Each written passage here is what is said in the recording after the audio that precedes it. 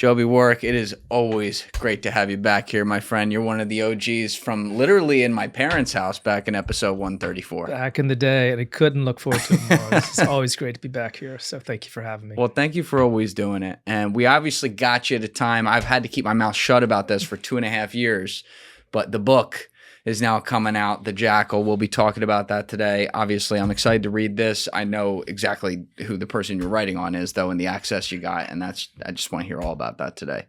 But, you know, you've also been down, basically, as far as I know, hunkered in writing this, especially over the last couple years, where you've also been the guy that's been for 30, 35 years covering a lot of national security around the world and being on the scenes in so many of these places. We've done a lot of past episodes where you were literally returning from places in the Middle East and having covered it on the ground. So while I know you haven't been as directly like on the ground with sources, so to speak, over the last couple of years, there's no doubt that you've been watching what's going on, and there are some things that you've called. And I do have to say, before we get into it, I've always appreciated just how balanced you are, how calm and like just almost like lecture education about it you are, rather than injecting always like a bunch of opinions into it, because these are hard topics. Obviously, the Middle East, where you spend a lot of time, is pretty crazy. But I knew you before I knew John Kiriakou, and then when I got to know him, he was a huge fan of your work as well, which I think was pretty cool. But, you know, it's amazing how you've had sources in Arab intelligence, U.S. intelligence, Israeli intelligence, European intelligence over the years, and have been able to cover all of it. So actually, before I even ask you about the Iran war, have you ever thought about like how wild the last 30 years of your life has been? You know, it's so funny because so much of it, everything is I think in a way accidental. You can have the best plan and then life throws things at you. And I was an investigative reporter working on national security, well, not national security subjects, but health and environmental subjects, nuclear safety and all kinds of, you know, food safety. And then 9/11 happened. And it completely changed my world and pretty much everybody around me at the time. Everybody has to be covering this profound event that happened to America, and we all had a piece of that. And I got into the subjects, and I felt like I was pretty good at trying to explain. And that's, for journalists, it's not just the reporting, but sometimes can you help people understand what's going on in a way that really makes sense? And then can you develop the sources, people who really know what's going on, who can get deeply into the subjects and interpret. And it was the most fascinating subject I've ever, you know, covered. And before I know it, I'm covering the CIA. I'm a diplomatic reporter and roaming around the Middle East, and then books come out of it. And it was transformative. And I must say, it all kind of started 9/11 for me. Hey guys, 3 quick things. Number 1, if you haven't subscribed, please subscribe. It's a huge, huge help. Number 2, if you'd like to join my Patreon for early uncensored releases of the full episodes, you can join via the link in my description or in the pinned comment below. And number 3, if you'd like to join my clipping community for a chance to make content from the show and make money, you can join via the Discord link in my description below.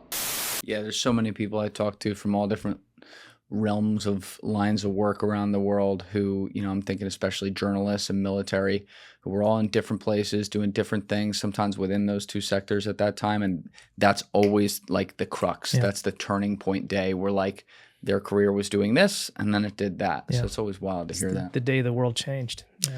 Now you were here back in, I believe, episode 261 with me. That was the last time. So that would have been December 2024. I think Syria had just fallen. Does that sound right? We were all just in total astonishment by that. I recall that. Yeah, now we can talk about that today too and where that's all at. But one of the things we did talk about in there, and we talked about it before, was Iran. And that whole, like, it always just kind of felt like a brewing kettle, like something was going to happen. And lo and behold, about 6 months after you were here, 7 months after you were here, there was the first Operation Midnight Hammer, 12-day war. And then you get to, obviously, the war going on this year. So first question, did you see this coming with the idea that we could be talking about boots on the ground there? I did not, because one reason I didn't is because I've been, you know, deep in this world for long enough that I understood the reluctance of American military officials particularly, but also intelligence. So the idea of trying to become militarily involved in regime change in Iran was so fraught. It's so complicated. So many things could go wrong. It was just not a good idea to go there. And so it was only really just in the current Trump administration where there was, it seems to be a consensus was formed that, well, we're just going to do the drastic. We're going to eliminate the regime through military force, and we're going to sort of decapitate the state, and everything's going to be great in the Middle East. For the first time, all the terrorism will stop, and it's almost like George W. Bush-like in the sense that we're going to invade Iraq and everything's going to be wonderful after that. We're going to transform the world because of this bold action. And, people who've been following this for a long time just could see, the negative things in advance. And there's certainly been a lot. It would have been great if they pulled it off, that they managed to kind of put a democracy in Tehran. But the chances that was going to happen, given the players there, given how deeply entrenched they are and how committed they are to governing the place, it was not going to end well. It's hard to predict where things will go, but I feel like we're in a mess for a long time. This is not going to be easily resolved. When you say a mess for a long time, are you more leaning towards we're going to have to feel like we were still forced to be there and involved in the war for a long time, or because we've already done so much damage, it may wind down here at some point, but that damage is going to take years to be undone? Yeah, I think there's some of both, but I do feel like I feel like I think the administration has decided that it can't put boots on the ground. It's just politically untenable.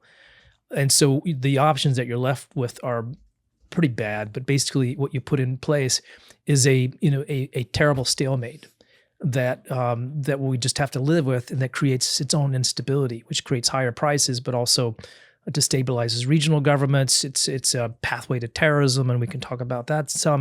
The Iranians are really good at sort of seeding terrorist attacks, helping groups get in place and do bad things.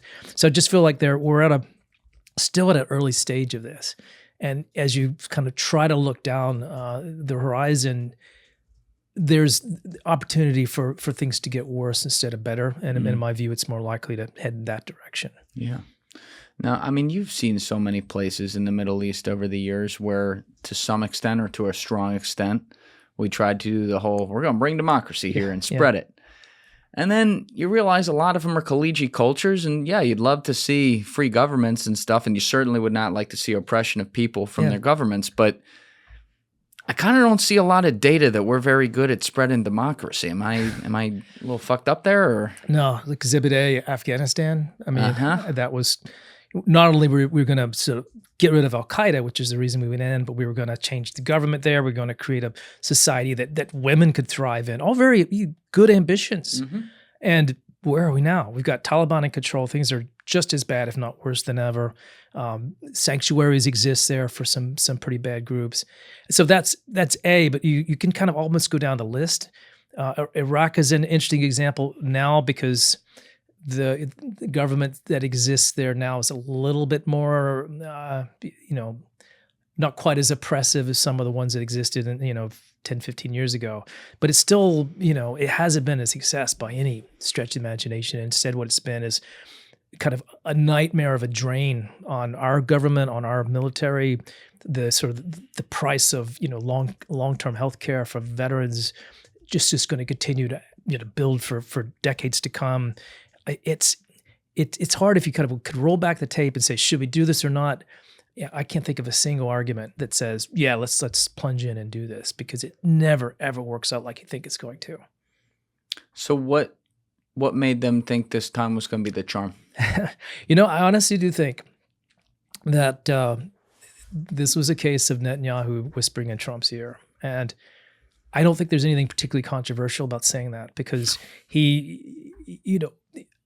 Trump had his own, ideas about how he was going to bring the Iranians around, and it didn't work out. I mean, there was a nuclear deal in 2015 that kind of bottled up Iran's nuclear program. It had its flaws and weaknesses, and it was going to, so the terms were going to expire relatively soon. So there were flaws. But it did kind of keep things quiet on the nuclear front for a while. And Trump's idea when he came in the first time was, well, we're going to scrap that. And, that was a terrible idea. So we're just going to get rid of it. And the outcome was that just things on the nuclear case just got much, much worse. Right. And Iran became much closer to building a nuclear bomb. But I think in this particular case, the so the more hawkish side of the Israeli government has always believed that what needed to happen was some really aggressive U.S. Israeli operation, some military strike that was going to eliminate this Iran problem once and for all. The nuclear file, the terrorism part of it, get rid of the bad government, the IRGC, and all the other bad actors. Let's just do it quickly, pull the Band-Aid, and everything's going to be great after that.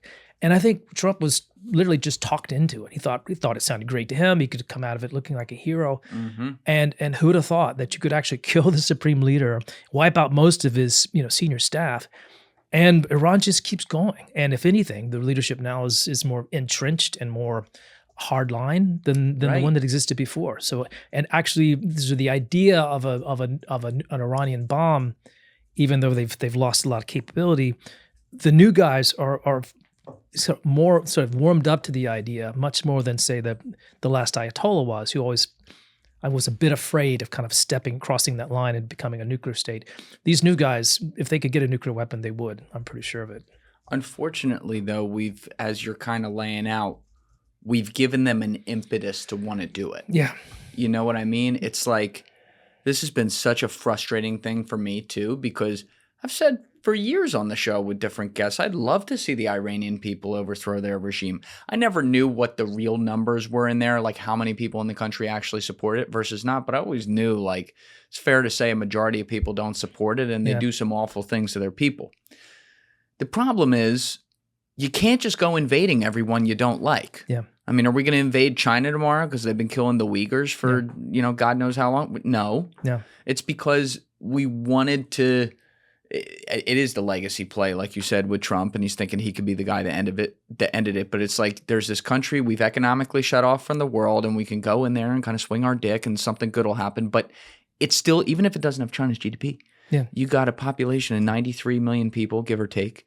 You got a geographic situation that's insane. You are fighting the geography before you even fight their army. Yeah. And now, I don't know what the numbers are, but you do very much have some sort of rally around the flag thing going on. Yeah. Especially when there's free propaganda you're giving them, bombing schools of girls and stuff. Yeah. It's just very frustrating to me, because it feels like a redux of everything I've already seen. I absolutely love cooking crack in the summer. Steve, is that really that's on the script? No, it's grilling. Okay, all right. I love grilling in the summer, but the second you move beyond burgers and steaks, things get frustrating fast. Food sticks, vegetables disappear through the grates, fish falls apart when you try to flip it, and somehow cleanup takes even longer than the actual meal, which sucks. Which is why I've been using Hexclad's barbecue collection. Hexclad is bringing its hybrid technology outdoors with products specifically designed to make grilling easier, especially when you're cooking foods that normally don't cooperate on a traditional grill. The Hexclad barbecue grill pan combines the searing power of stainless steel, the durability of cast iron, and the convenience of non-stick, all in one versatile grilling pan. They've also launched their new barbecue grill topper, which gives you even more control when cooking delicate foods, veggies, seafood, or multiple portions at once. Even Deef was using Hexclad last weekend, and it was the first thing he talked about when he came into the office on Monday. Kid couldn't shut up about how dishwasher safe and easy to wipe clean these things were.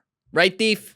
It's the greatest product I've ever used in my life. That's right. With over 1 million customers and over 50,000 five-star reviews from people like Joey Deef, it's clear people love cooking with Hexclad. So if you're planning on spending time behind the grill this summer, don't make it harder than it needs to be, and upgrade your backyard cooking setup with Hexclad's barbecue collection. From August 20th through September 8th, you can get up to 52% off Hexclad and upgrade your kitchen for the new season. Just head to hexclad.com/Julian, link by description below. That's HEXCLAD.com/Julian. Please support our show and tell them I sent you. Yeah, and then part of the tragedy, just from a human standpoint, is there were people in Iran who were pretty excited when this military action kicked off, because they thought this is going to be the moment. We're going to kick out this repressive regime, and we're going to be able to make a better life for ourselves. Now these are kind of the most embittered people on earth who just feel like America has betrayed them, and that they've been left with something worse. The repression has gotten much, much worse. The killing of demonstrators in the streets. It's I know Iranians and a lot of people who are in exile, and I just personally witnessed their excitement as much as maybe some of them liked Trump or didn't like Trump, they really were happy that something finally was happening. And now they are completely embittered and depressed. And yeah, that's like, thanks America, you guys did this to us. Yeah, and you have to, that's the thing. People that are directly involved with the situation, I'll always empathize with that. These are people who have had their family kicked out of the country, or they were kicked out of the country themselves, or people killed in their friends and family, for sure. So I understand that. Part of the calculation needs to be removing the emotion from the table, though, and looking at the logic of how feasible something is. That's and to quote Omar Little, you come at the king, you best not miss. Yeah. We missed. Yeah. Like, you better be able to take that out very quickly, and instead now you do have an embittered populace around the world who maybe wanted to see this happen because it didn't work. Yeah, and you mentioned creating incentives for becoming a nuclear state. If you're the IRGC and you're trying to think of the best way to stay in power, you've got two cards to play now. One is the Strait of Hormuz. That's clearly become a key leverage for them, and they're going to milk that as much as they can. But if you ever thought about having a nuclear bomb, now you're thinking, gosh, this could be our protection against future attacks by the Israeli United States. I mean, it's the way that the North Koreans approached nuclear weapons, because they didn't, very paranoid regime. All the chems believed that there was a military strike by the United States or South Koreans was inevitable. And the one way to stop that from happening was to make their own bomb. And they did that. They did that despite its enormous pressure in terms of sanction. I mean, this is the most sanctioned regime in the world, maybe next to Iran. And, all kinds of controls on exports, all the things that they needed to build nuclear weapons or enrichment plans were banned for them. And they built it anyway. And they've got an arsenal, estimates between, 30 and 60 bombs. And they're making more nuclear material all the time. And that for them this is key to our survival. And you can see the same calculation happening with the Iranians now. And you know what's so sad? Kim Jong-un looks really vindicated right now. For his choices. This is an objectively awful guy. Yeah. Like, I've had a North Korean in here talking about the experience there and everything. Like, it is awful what they do in that country. But, leaders only care about themselves in general, totalitarians especially, and they're going to do what they have to do to survive. So if you keep pushing them, you'll make things worse. I just don't. I look at this like all the war games that must have been played out. How could they not have told them 6 ways to Sunday they're going to close the Strait of Hormuz, or at least cause massive problems there? Was anything about that a surprise to you that they did that?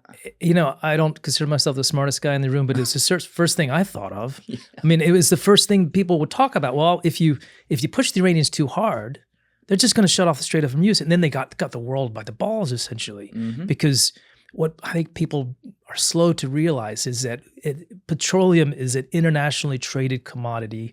Just because we have a lot of it here, so the price of oil is dictated by supply and demand around the world. And so if you restrict that supply, prices are going to shoot up. Lots of countries that are much more dependent on foreign oil than we are really going to suffer. You're going to create a mess. And everybody would look at that scenario and say, well, we shouldn't go there. I mean, everybody knows we shouldn't do that. And I really think that the Israelis convinced Trump that it wasn't going to happen because they were just going to eliminate the regime, forget about the Strait of Hormuz problem because we'll take care of the politics. And that just didn't happen. In fact, it was the opposite. And now we're kind of in a deeper jam than we were before. Yeah. And you always have to be critical of your own country as well when they make mistakes, and there's certainly blame to go around here. Obviously, I'm looking at Israel and the United States, like, what the fuck are we doing here? But on our end, I don't know. Like, I understand the world's a really complicated place, and shit happens, and some of it is obviously far above my pay grade, but when you see Scott Bessent go to Davos, optics are already bad with that, just starting that statement, but you see him go to Davos in January and laugh and brag to people about these new sanctions he's going to put on Iran that would effectively take their, as he was putting it, take their currency to zero, which he then was bragging would force people to go into the streets. And he further bragged that because people would be forced to go into the streets, I'm not even getting to the fact that there were Mossad people within those people that went into the streets, but that's neither here nor there.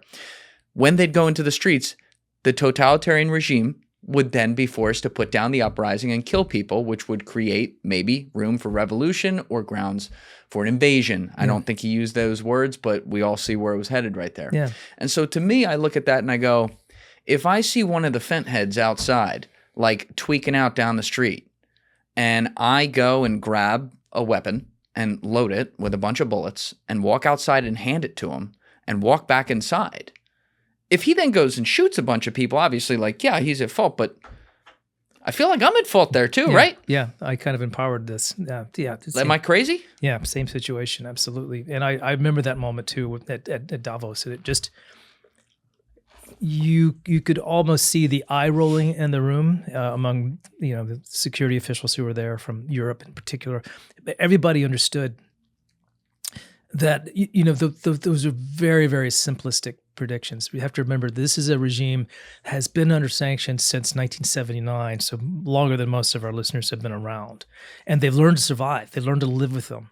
There was a moment in the 2010s when the Europeans and the Chinese and everybody kind of coalesced on a set of sanctions that was truly international, that forced the Iranians to come to the table on the nuclear file. And that worked for a while. But when the nuclear deal was thrown out, Iran gets the idea, well, we just can't trust anything the Americans say. So we're going to go back to our original MO, which is, screw you, we can deal with sanctions. We can withstand that. We can be self-sufficient. The North Koreans used to tell their people, we will eat grass. We will live like animals before we'll bow down to you.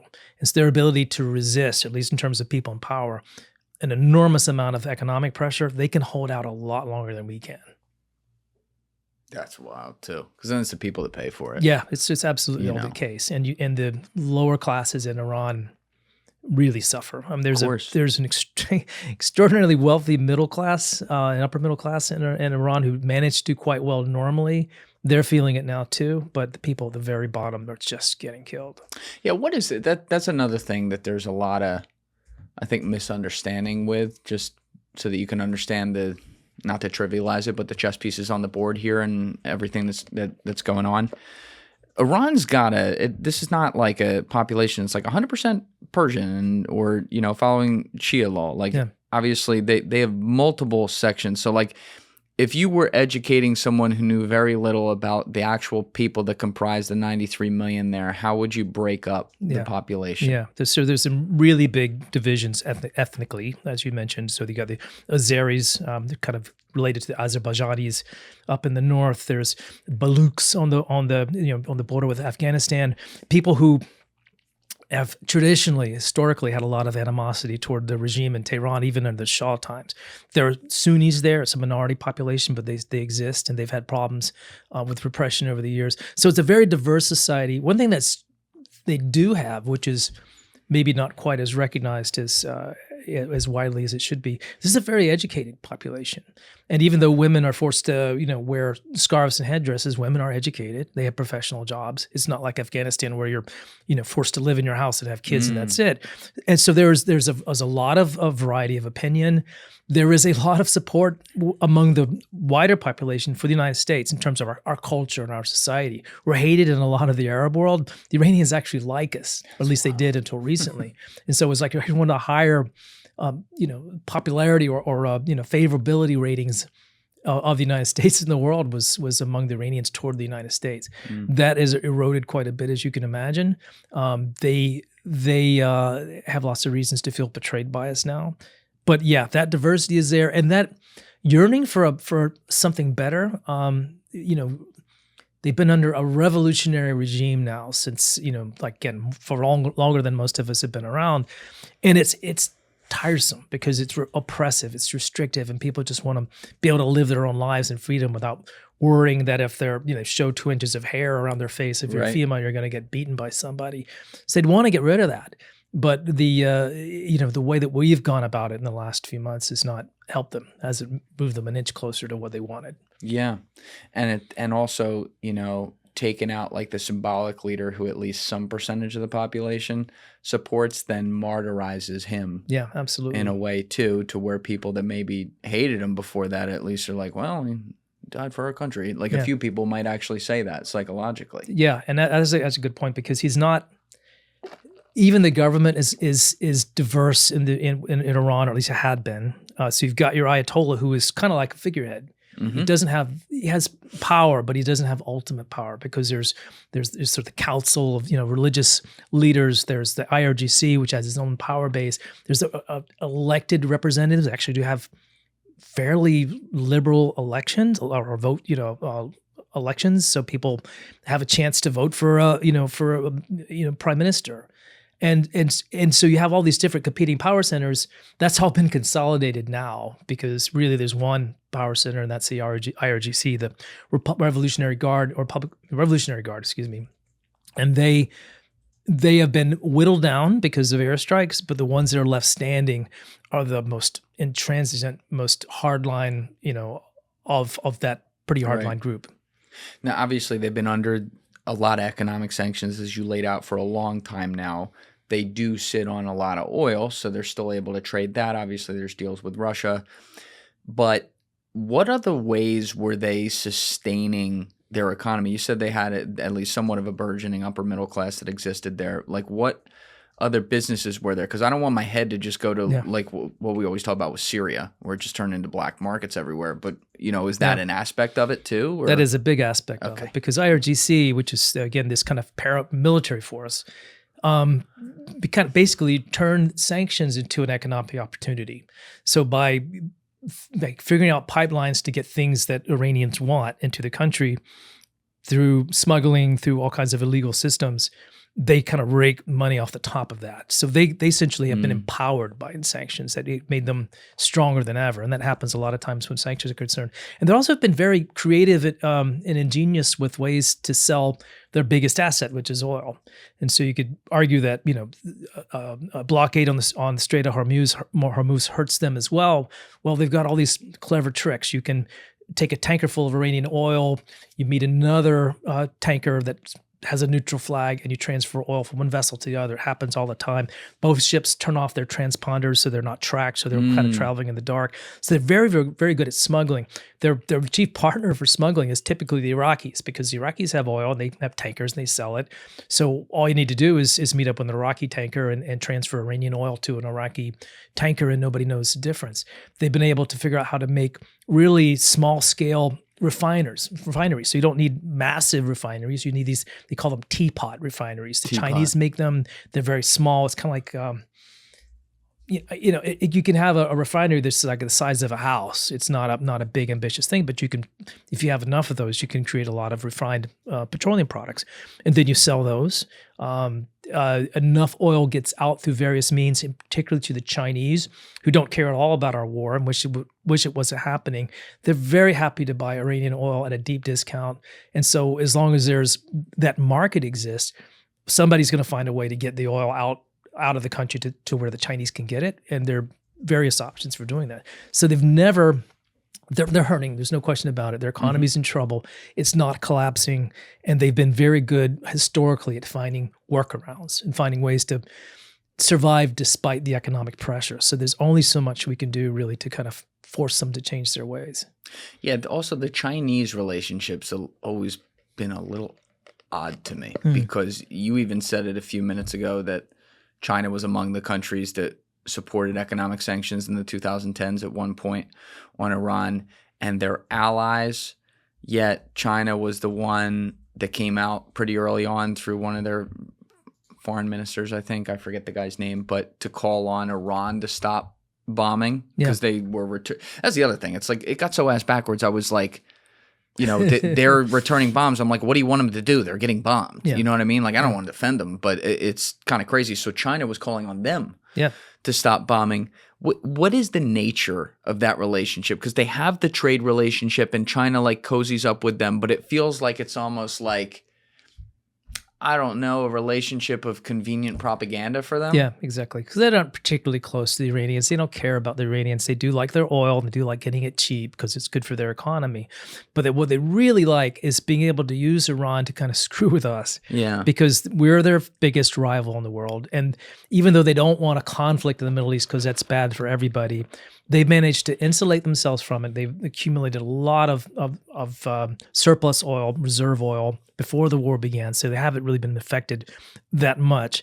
And in the meantime, they're happy when the United States has to squirm, and they're happy particularly when we go on one of our big regime change operations, and they can sit back and just watch us, get ourselves into a tighter and tighter noose, and just say to the rest of the world, hey, do you want to have a stable partner, somebody who's reliable and doesn't run off and do rash things? Come to us, do business with us. So now it's interesting if you look at, again, favorability polls suggest that there's been this shift from people thinking the Americans are, this kind of bright, shining city on a hill to thinking more that, the Chinese have a pretty good thing to offer. They have, even the Europeans are saying, we don't like competing with you on a lot of levels, but you're at least a predictable, reliable partner. And that's, with the sanctions regimes and everything else that's happening over here, it's harder to say that if you're, a random country around the world. So it's really helped the Chinese a lot that we've found ourselves in this situation. Yeah, it doesn't help that at home we've had a massive wealth gap form as well, and a increasingly cringier elite class be exposed on some things because it creates enormous kind of already teed up for you on their propaganda opportunities to be able to say, well, this could be better over here. Yeah. I don't like any hard end of a spectrum at all. And I got a serious problem with things we're doing here, but I agree with you.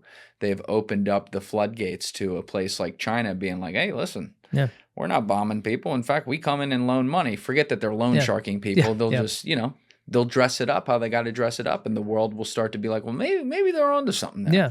That's concerning. And if you let us in, we'll build you a new airport, or we'll That's right. build you some port facilities. And so there's always some freebies that come with it if you're China. And and that's interesting. One thing is we've stopped doing the way we used to is foreign aid, and that's always kind of an issue that a lot of Americans look at. Why do we spend money helping other countries? We need the money here at home. But sometimes a little investment creates a lot of goodwill. Yeah. And if you want to see a practical example of how that works and why a country that doesn't have our democratic values believes in foreign aid, look at China, because they've created alliances around the world, and particularly in Africa, but also some in South America, and places they can go to now and have favorable relationships because they come in, they give things, they give hospitals, they give medical aid. I watched during COVID with just astonishment all the countries that received, Chinese, like legions of Chinese doctors would come with tents and medical facilities and be kind of first line responders to some of these countries that really struggling with COVID back in the day, and they got a ton of goodwill for it. And I went to Belgrade to Serbia with a reporting trip a couple of years ago, right after COVID. And there were like ads in newspapers thanking the Chinese, billboards, with the Chinese, with Xi, the Chinese leader's picture on it, because they're completely grateful to the Chinese for helping them out of a jam. And that's just really smart foreign policy from the Chinese point of view. And that's also a practical way that you're laying out of the Chinese doing it. Like we saw what got exposed with USA. They started funding like trans surgeries in fucking Puerto Rico. Yeah. And they were basically like okay, you want to set up something to where you can have goodwill and spread democracy around the world. Cool. They were using it as on our end, there were people that got in there kind of like cockroaches and used it as a back end, like not mercenary, as a back end system to funnel money from CIA towards fucking insane causes. And then taxpayers started to see what this was, and they're like, well, shut that down. Yeah. Talkspace is the #1 rated online therapy, bringing you professional support from licensed therapists and psychiatrists that you can access anytime, anywhere. Talkspace is here to help you take control of your mental health. The world may feel uncertain and out of control at times, but one thing you do have in your control is taking care of your mental health. Talkspace makes it easy to start. Just like your physical body needs exercise, your mental health needs maintenance and attention. The better your mental health, the better your physical health, and vice versa. Talkspace therapists not only listen to you, they provide valuable techniques to manage stress or conflict in your life, helping improve your coping skills and self-awareness. Life is all about how we interact with one another, and communication is key. Talkspace can help you identify obstacles and create new, meaningful connections. They really make getting the help you need easy, accessible, and affordable. Plus, most insured members have a $0 copay. I've talked a lot in the past about how therapy has helped me out during really difficult times in my life. And I'm sure, like many of you, I've also had a lot of friends who dealt with some serious issues and were lucky enough to have therapists there to help them out. It's great to have a resource like Talkspace that can connect you with someone who can help. As a listener of my podcast, you're going to be able to get $80 off your first month of Talkspace when you go to Talkspace.com, that link is in my description below, and use promo code SPACE80. That's SPACE80. To match with a licensed therapist today, go to Talkspace.com, link in my description below, and enter promo code SPACE80. I agree with you that, like, if you're going to do foreign diplomacy and there's a way to be able to help other places that are in need, do it. Feed them. Yeah. You know, give them medical supplies for things that matter and stuff like Mosquito that. nets for malaria. How like that, you yeah. do it matters. Yeah.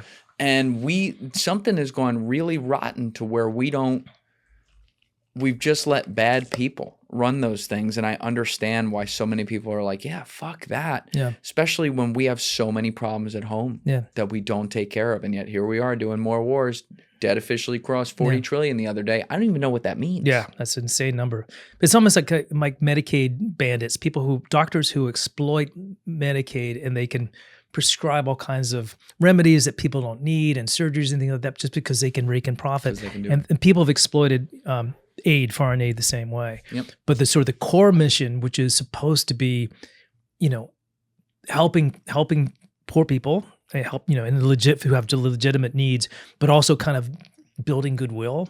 That's much more effective than spending money on military if you've got a close ally, because they depend on you, or they see you as a good partner in good faith. That's right. So that's the part that I feel that's we really lost something when that goes away. Yeah.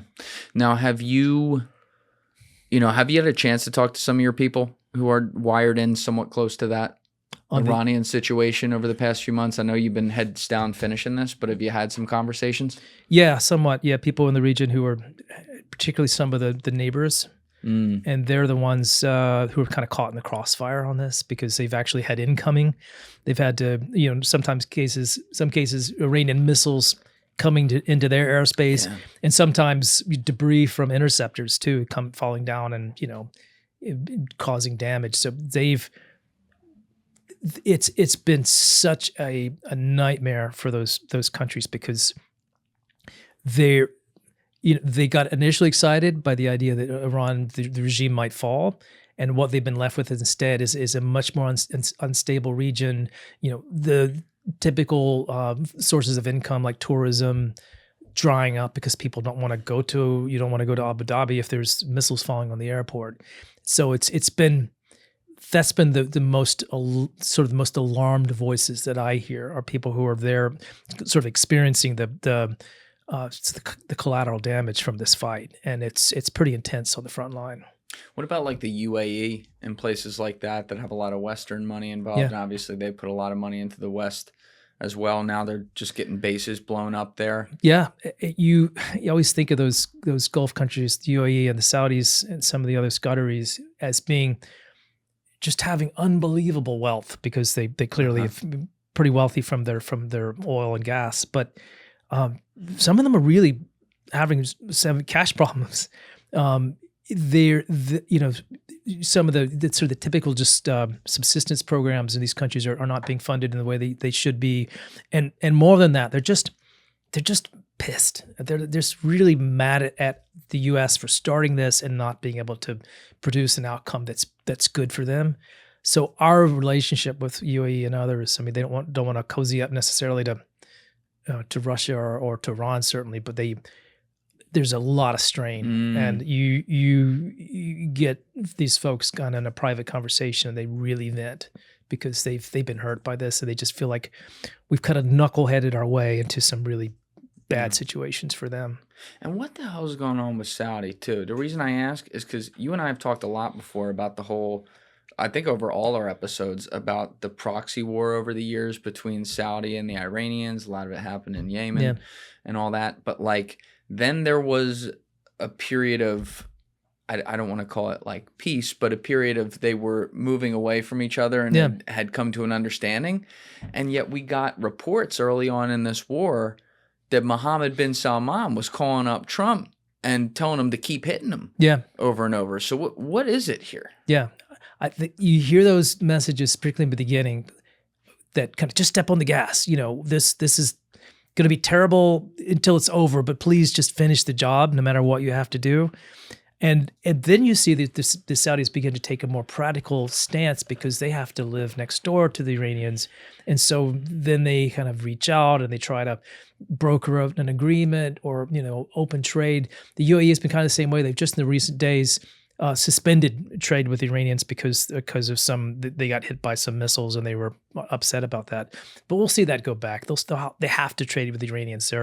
They're neighbors. They're deeply invested in the Iranian economy, and so I think that's part of the problem is because even though they dislike the regime, they're distrustful of it. They're worried about sort of the revolution being exported, like Shia, the population in their countries rising up in some way. But at the same time, they're businessmen. They want to do business. They want to have relationships that help them and create wealth. Yeah. And so it's always kind of this very complicated, you know, say something publicly and do something else behind the scenes. And that's just the reality of the relationships there. Yeah, it's bizarre to me too, because there's a lot of evidence to suggest that Mohammed bin Salman, I don't want to say still exists, that's a strong way to put it, but is able to wield the international power that he still does because of Donald Trump. And specifically, I'm thinking of the famous quote where Trump was like, I saved his ass, related to the Jamal Khashoggi thing. Yeah. You know, so when I hear him like trying to lobby the president and stuff, it makes me think like, well, what, you know, this is the one guy you should be like, if he calls you, maybe take his fucking call. You know what I mean? Like it's not, it felt the other way around. I don't know if I'm reading into that too much though. Hey guys, if you haven't already subscribed, please hit that subscribe button. It's a huge, huge help. Thank you. Yeah. What I do know about those relationships, the Saudis are dealing with us and our administration on many different levels. And you have these sort of unofficial emissaries to the region, like Kushner and Witkoff and others who are, you know, they are creating opportunities for themselves through these relationships, you know, mutually. Jared Kushner has obviously gotten a ton of money from the Saudis in particular, and so very, very cozy relationships, and that seems to exist almost independent of what American policy is, and that's kind of unfortunate when you have people trying to game a foreign relationship for personal reasons or personal gain instead of, you know, what's best for the U.S. Absolutely. And that's what I don't understand. Why do we have two unelected guys, including one that's like the president's son-in-law, negotiating on our behalf? Yeah, no conflict there, you know. Like, I don't get, they announced, Jared and Ivanka announced at the end of Trump's first administration that they were stepping away from politics, didn't want to be involved.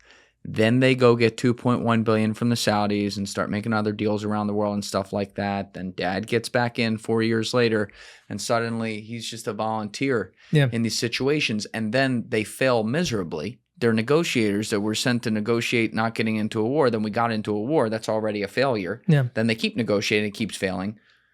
Like, why are we still running with this? Yeah, it's incredible. And it's, you know, people knock the bureaucracy, and there's certainly lots of things about a bureaucracy that doesn't work, it's inefficient, but there is kind of a process for diplomacy and kind of protocols and ways things are handled, and professionals, people who spend their entire careers in the region developing relationships and sort of understanding the rules. And then you just like people who have no experience kind of parachuting in, and you expect them to solve this problem, and they have barely any kind of understanding of the history and the cultures, and it's just not gonna work. You have to be extraordinarily lucky for it to work, but it's not just a matter of will showing up. You really just have to approach it with sophistication, and I feel that's missing.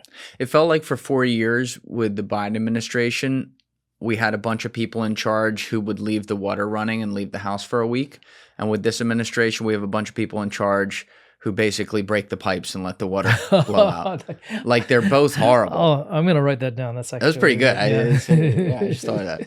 But like, that's what it feels like. There's your choice, ladies and gentlemen. Right? Like, to me, all corruption is bad. It's like different flavors of it. Yeah, and you can't make a partisan thing out of it because both sides can screw it up pretty badly for different reasons. But, we just have a history of kind of wrecking situations around the world just because we just blunder into things, and we sometimes have this grand vision of what we can accomplish, and we just always overshoot or just underprepare. Yep. Now, I remember you and I were in here in March 2024, the second time we recorded for episode 198, and we had a really interesting conversation in the third hour there, where this was about 5 months after October 7th, and we were talking about how there were some issues with that relationship with Israel. Obviously, this is something you've literally seen up close for a long time, have a lot of thoughts on the matter, but you could see that the sentiment in America was really, in a way, unprecedented, even at that time, moving away from supporting them taking actions all over the place and killing people, and obviously what was going on in Gaza. I think it has gotten markedly worse since then, not just the sentiment, but the actions too. We had, in the span of one day, the Speaker of the House, the Secretary of State, and then, I'll say implicitly, the President of the United States all separately admit that we got into the war because Israel was going to go bomb them, so we were pulled into the war by them. Yeah. Then they came out, Trump didn't come out and deny it, but the other two had said it explicitly, so they come out and deny it, even though we can run the tape. Yeah. But then the White House releases the official, whatever it is, memorandum, I don't know what it was called, on the Operation Epic Fury, and says this explicitly in the text. We've put it on the show before a million times, but people can go find it out there. I won't have Deef pull it up again, where they're like, yeah, we went in because our ally Israel was going to bomb them, so we had to go protect them. And you see this, you see the funding that goes through AIPAC and other organizations that funnel money and buy politicians, and then the politicians they don't like, they vote out. And all the while, they're now continuing to push us to put boots on the ground while saying openly, their leadership going, yeah, we're not going to join you, while they're ethnically cleansing Lebanon, while the Gaza ceasefire ain't too much of a ceasefire, and they openly have people from our country, like Jared Kushner, talking about saying, we're going to remodel the whole place. Yeah. I'm a little bit exhausted. And I don't, at this point, it is impossible for me to not see that there is some sort of not very holy alliance that seems to go on between our government and Israel. Why, at this point, even with all the sentiment where it is that still the case? It's puzzling to me, and it's, if you care about the existence of an Israeli democracy in the Middle East, and I always feel like that's an important objective. There should be. They've been traditionally a good ally in the past. You support the right of the Israelis to have a representative democracy and a healthy economy, but so much damage has been done to Israel internationally because of this conflict, and we've enabled it in a way because we've been kind of lockstep with them in what has been a very aggressive plan to reshape the Middle East that just wasn't realistic. Mm-hmm. And so it's the American population that's kind of soured on the idea of supporting Israel, and you can see it in all the polls. It's certainly the case in Europe and the countries I go to, that just they are exasperated by the policy of this very hard right Israeli government, and by the things that go on every day in the occupied territories, to sort of the settler violence against Palestinians. There's just this drumbeat daily that just created so much ill will. I don't know, if you're an Israeli politician, how you begin to change that and kind of bring some just move Israel back from being what is now kind of become almost a pariah state in some places in the world. How do you begin to fix that? I think that's a generational problem now, and it's just bad for Israel's self-interest to have this kind of really strong will. And if I could to pivot to book just for a second, it's the same kind of, in the sort of in the era of Carlos the Jackal. This is in the late 60s and 70s. It became a kind of an internationally cool thing to support the Palestinian cause because people saw the Israelis after 1967 and their victories over the West Bank and East Jerusalem as being aggressors, as being, perpetrating a policy that made people, that created homelessness and that it's trampled on sort of existing cultures in the region. And so a guy like Carlos, who had nothing to do with Palestine, moves himself to the Middle East to become part of the fight against it. It became a very kind of trendy thing on the left in those days. But you see now, I think, the same kind of sentiment that's very deep and very widespread among large parts of the U.S. population and in Europe as well. And it's kind of an echo of what happened back then. It's not good for Israel's interest, for sure. Yeah, and that's the thing I keep coming back to. It's like when you look throughout the history, because actually some of like my understanding of that is directly attributable to the first podcast you and I did. There was a point there, a couple hours in, this was back in January 2023, where we were talking about something, and I said like out of hand. I look at this and I'm like, how the hell does this guy Netanyahu, like he just left power and he was like on trial or something. 2 years later, or a year later, whatever it is, he's back in. And the guy's essentially been like in charge of the government for 25, 30 years. Like, how is this different from let's just say an optics standpoint than like a Putin? Yeah.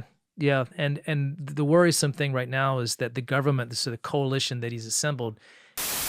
I mentioned Netanyahu and I'm like, he's kind of like the Putin of the Middle East in some ways. And you said something like, yeah, no, you can make that argument. And for the next minute, I had a thought in my head while you were talking. It was the one time the whole podcast I wasn't listening to you, where I said, wait a minute. Did I just say that because it sounded right versus like if I needed to go into a court right now and prove that opinion, which I now could, by the way. But, could I go do that right now? And I was like, no, I think I kind of talked out of my ass there. So unbeknownst to me, what was going to happen, I spent 2023, like throughout that year, my little side quest study was the Middle East and particularly the relationship of Israel and the history and all that. And then October 7th happened. And it was like, whoa, I'd been looking at this the whole year. And I did have obviously some issues with Netanyahu, but I think it got exacerbated in the aftermath of that. And my problem is they've always been listed as an ally, but there are so many actions that have been taken over the years to where they curry favor with us that is not gotten through. It's gotten through ill-gotten means like spying, which every nation spies on each other. I understand that. They happen to be at the top of that list. And, they pull us into things again and again and again that like even your friend, the King of Jordan, would have been able to tell you were a bad idea that then cost us socially, culturally, economically, politically, the whole bit at home and have reverberating generational effects. And like at some point you have to ask yourself, the friend that makes you keep on getting into a bar fight because he gets too drunk, like, is he still a friend? Yeah, that's a really good observation. I think there's been this historic sense that the American government and the Israeli government are so close that we're just allies. We just kind of have the same interest. But the reality is, and if you talk to intelligence people who've spent a lot of time in the region, the Israelis have their own interests, and they also were very good at manipulating us, and they know this. And I think Netanyahu said something like it's the easiest thing in the world to do is to kind of move the Americans because they've got the levers. And for the longest time, it was like, whether you're pro or anti-Israel was a political thing. If you suggested in your politics that you were anti-Israel, then that's terrible for you politically in this country because we were so supportive of Israel. But it's a very complicated relationship. And the Israelis are, as they, I guess, arguably should be, they're for their own interest. And to the extent that our interests happen to align, well, that's great, but it's not always the case. Right. And they have, they've been very skillful at kind of pushing us into doing things that they want. And it's not necessarily a two-way street. It's really about their own survival and their own policy interest. And what about the intelligence they give? That's one thing Joe Kent talks about. He's like, they give intelligence, and then our leaders listen to it when we have better intelligence. It says that's not what it is. Yeah. But they're doing that to try to force our hand. May have just happened again with a quote assassination attempt. Right. You know? True. Yeah. And case in point too, just the decision to go to war. That was just, to me, it was just a case of their skill and manipulation that caused our leaders to ignore the advice they were getting from their own intelligence community, which said pretty strongly, even, Ratcliffe, the CIA director, who's a Trump appointee, said, the idea that there's going to be, a successful regime change and that's just going to topple the IRGC and it's all going to be over. He pushed back on that. He said, well, that's unlikely. That's not going to happen. AIPAC John pushed back on that? Believe it or not. So they essentially was one of the dissenters to this idea that we need to kind of do this, and yet the president listened to the Netanyahu argument, discounting the advice of his own people. So that shows you kind of the power of the influence that's there, and if you're Israel, you're a country of 7-8 million now. I think it's 9. Okay, so it's gone up. They live in a bad neighborhood, and they do have a lot of people that want to eliminate them. So it's a dangerous, rough territory. So they had to develop the skills, of a strong military, all kinds of other assets to survive. And the other thing they've had to have is a strong U.S. relationship, and that almost as a survival skill, they've become very good at kind of making us or persuading us to do something that's in their interest. It's good for them. And why does that work so well, though, when you have a nation of 9 million people that can't even touch our GDP, moving a nation of 350 million people that's the quote-unquote leader of the free world? It's an uncomfortable question. Yeah, it is. But there's a lot of things that go into that, and I am living in a 2026 world now where we've seen 3 million of the Epstein files. He didn't have cameras in the pens just because he enjoyed it. He was a sick guy. But, there's hard drives of this shit somewhere. Yeah. And I suspect that a lot of it's not in America. I think the CIA had some guilt there for sure. Yeah. But there were other places. He was friends with certain prime ministers. You look at that and it's very, very hard to unsee it, because then there's even an email with him and Steve Bannon, of all people, back in 2018 or 2019, where he says if Trump is cornered like a rat, he'll just bomb Iran. Cut a wag the dog, change the subject. That's interesting. Yeah.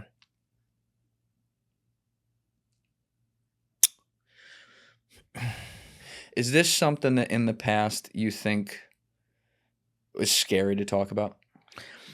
It is scary to talk about, in the sense that it's almost like when you kind of touch on certain political issues, that the controversy is not worth the trouble, and it's better to kind of just be a little quiet about your judgment. And I feel like for a lot of American politicians now, they're at a point where the discomfort is starting to kind of take a backseat to what now is becoming, a strong majority view within the constituency. And so people are beginning to change what they're willing to say. And often I think, there's a wide range of opinions on this, but it's the consistent thing that I hear is that it's not anti-Israel. It's anti-policy of the Netanyahu government. Right. It's reacting to the extreme views of some members of the far right in the Israeli cabinet who are saying things are just insane. Yeah, beyond the pale, and also just witnessing the terrible things, shocking things that happen in the West Bank every day. And if you're just as a human being, it's painful to see that stuff go on. Yeah. It's just nothing. There's no way to kind of make it okay. It's just horrible behavior.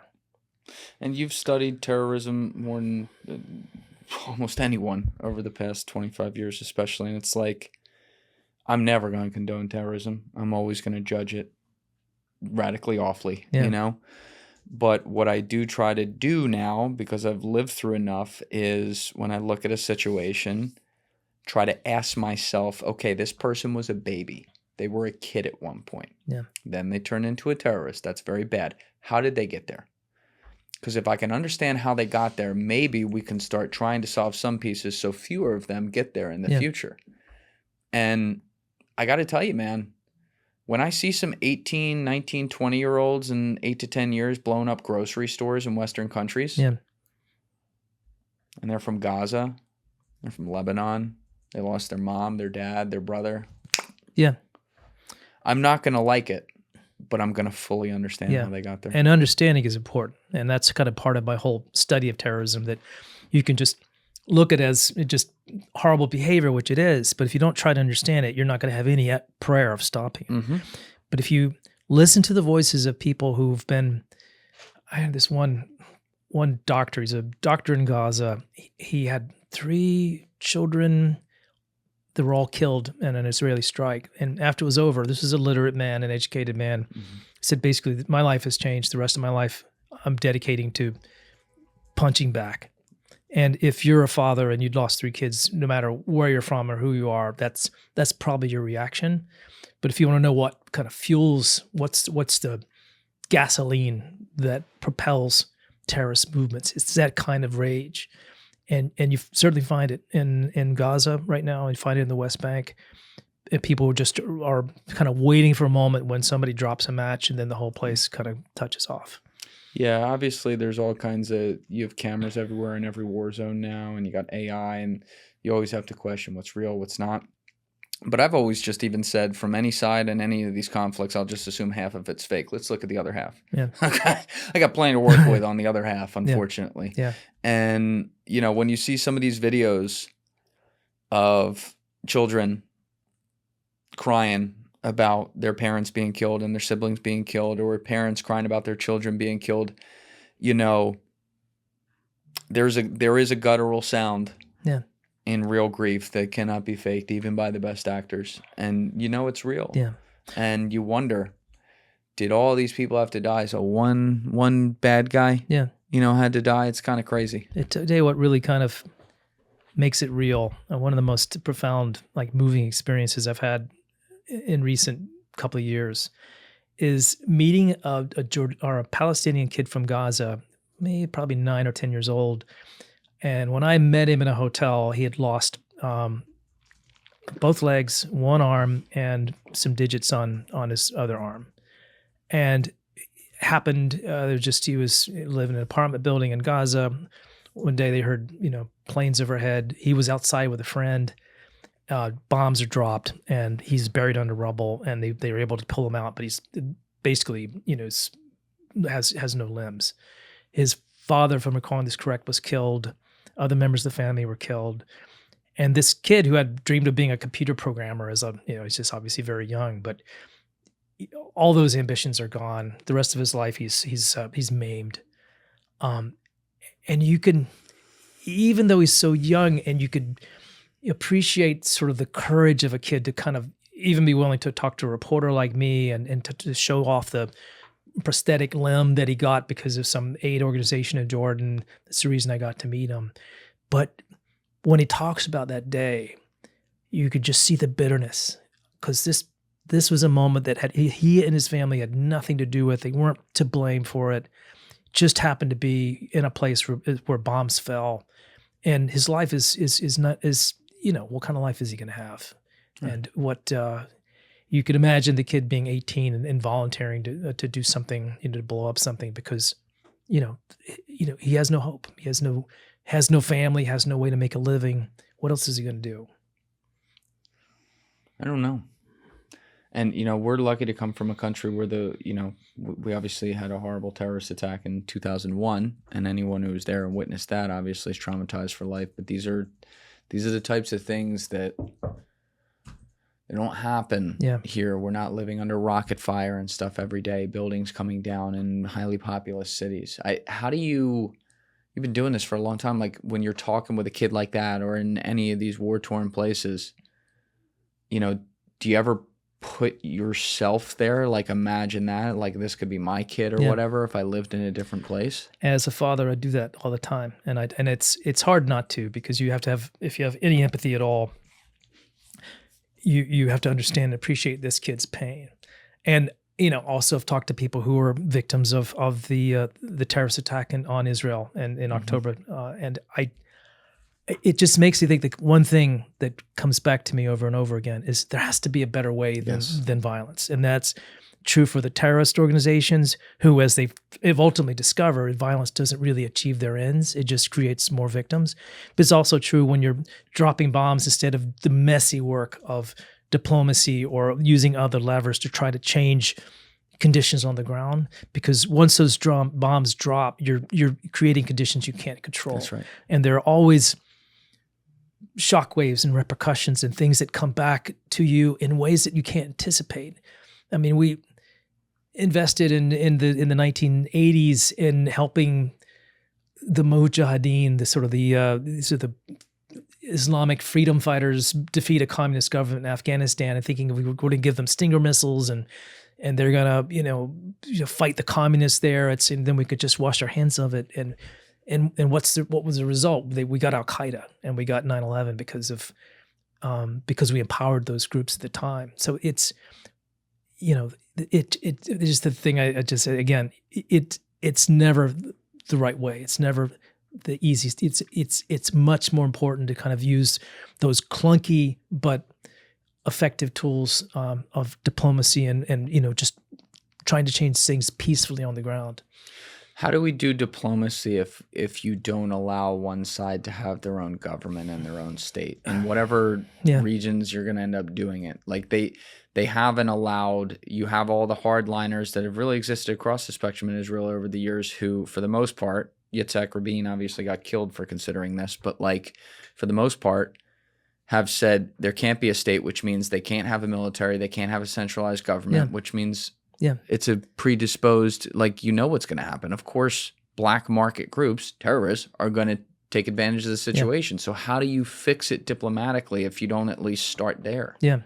And the Israelis complain that the Palestinians are not good partners, they're not reliable. But if you don't allow some kind of self-expression, then that pent-up anger finds a way to express itself. And That's right. And I was naive enough, just because I cover these issues and I was a diplomatic reporter for a while and watched kind of peace talks and the negotiation process between Israelis and Palestinians.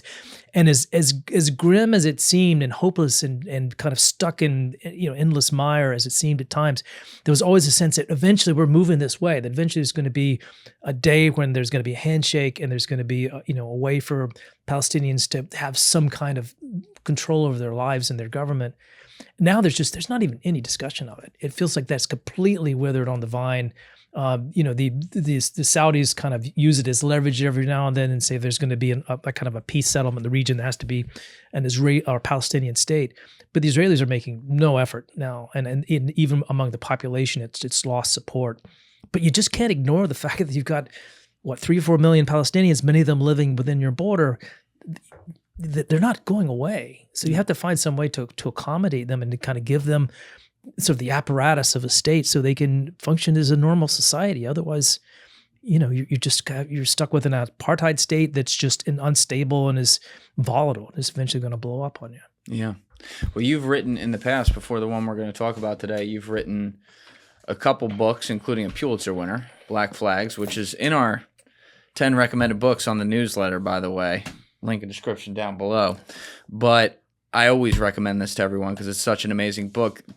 These two books, though, happen to have the line of you getting a really interesting high-placed source, which is the King of Jordan, who I mentioned a little bit ago, where, this guy's obviously lived an interesting life. You and I have talked about him in the past. But as I said, he's been someone who demonstrably over the past 25 years has almost been like a Nostradamus. Every time there is a major thing that's about to happen in the Middle East, he's kind of over the target with how things are going to go.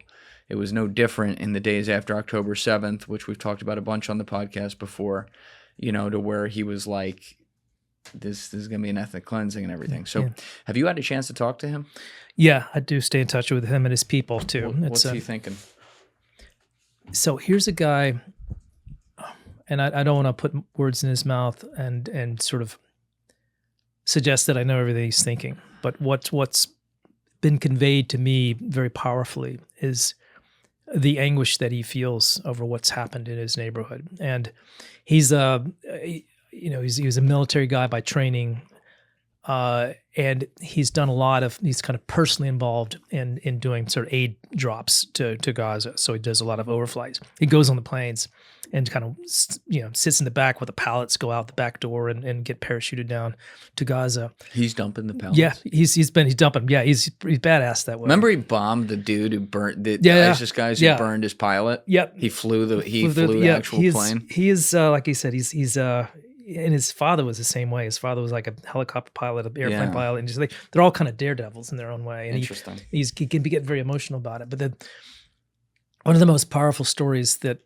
it has been shared with me, and I don't like to talk about specifics of conversations and sourcing, but the experience of flying over Gaza is like flying over Dresden after World War II, and just seeing the miles and miles of just, well, it's not a big place, but just endless devastation. And his sentiment about that is that when the rest of the world can see what really happened, when reporters are finally let in to take pictures on the ground, they won't believe it. That we won't.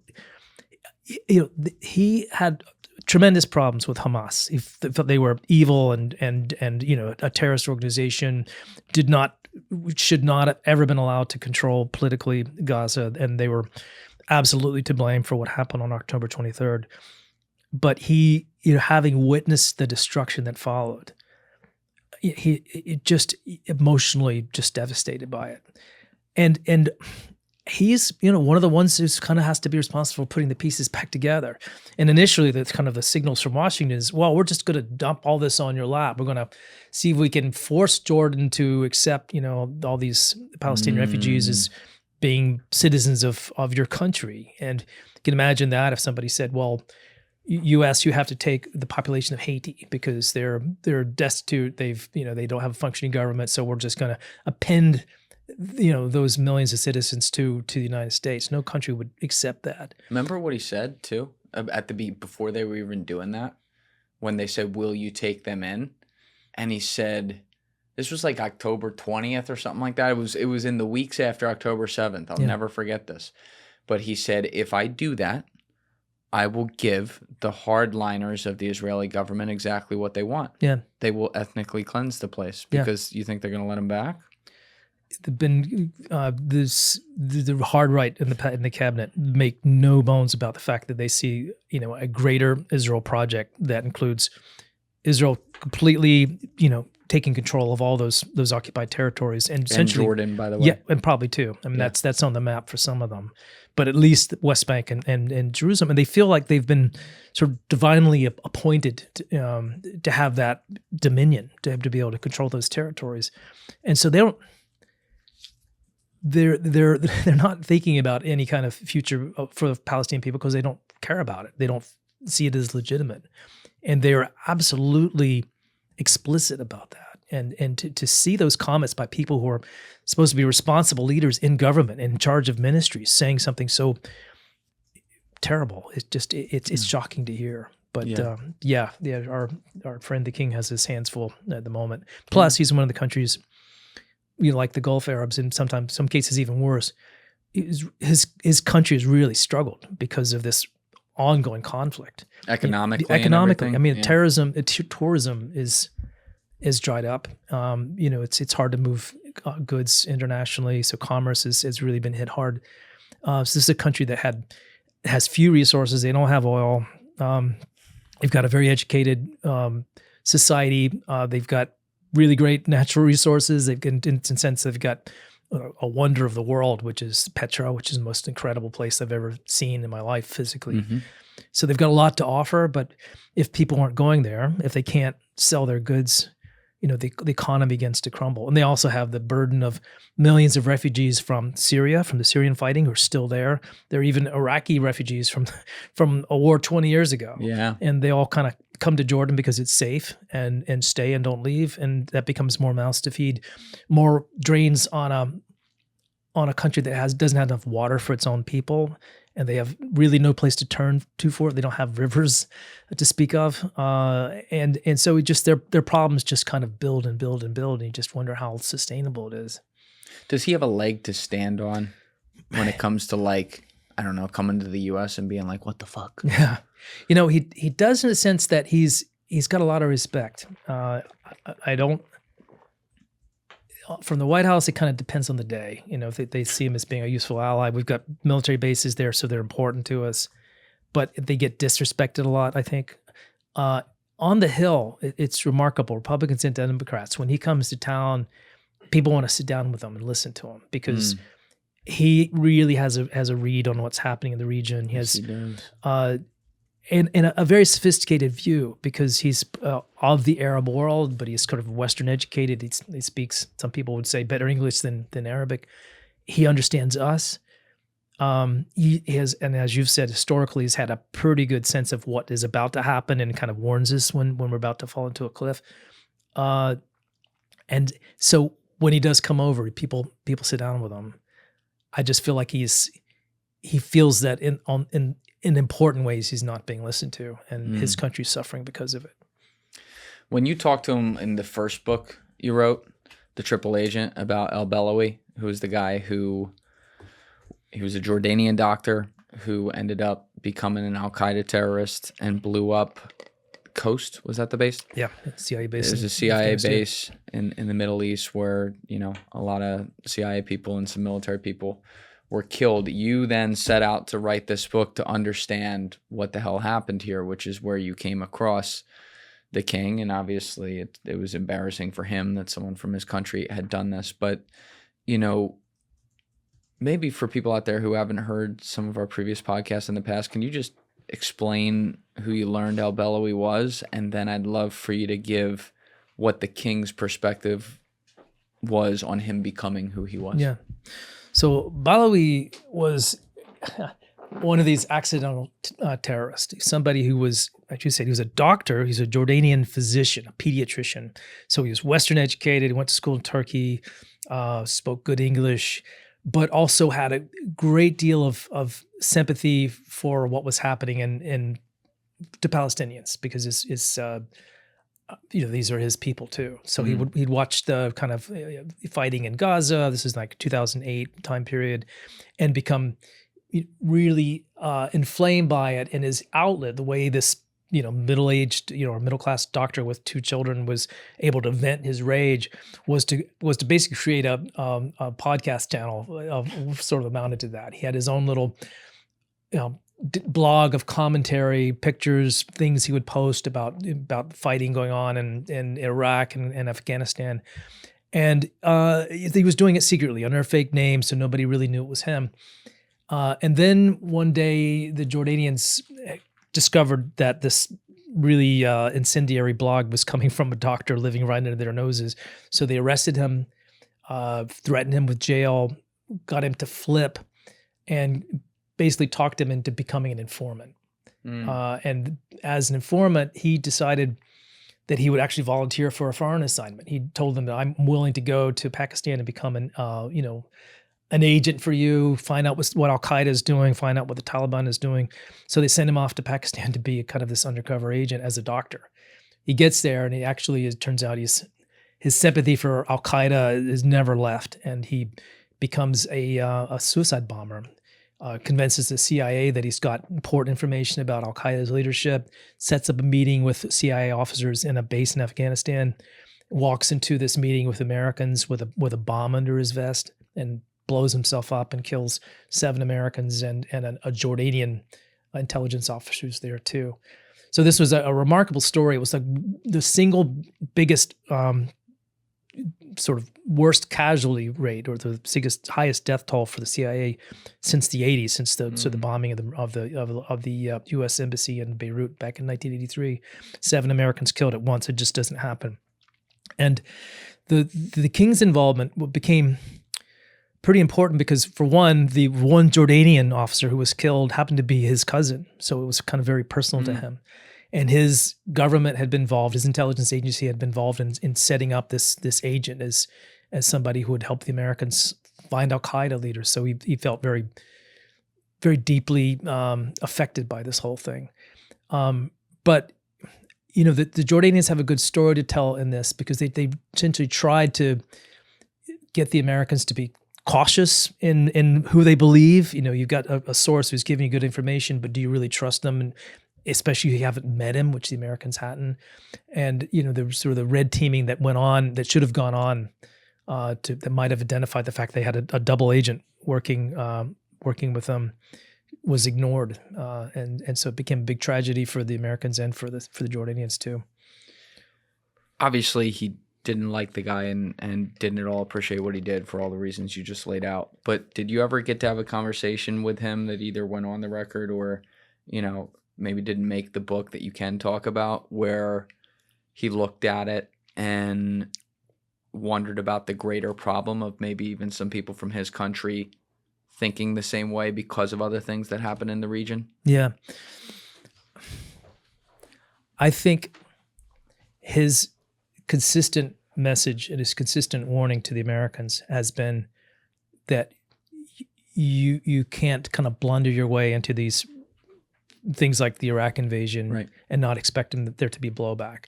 And he actually personally warned President Bush before the invasion of Iraq in 2003 that this is going to be opening a Pandora's box. You may think you can succeed militarily and defeat the Iraqi army, and you probably can, but don't think it's going to be that easy when you're done.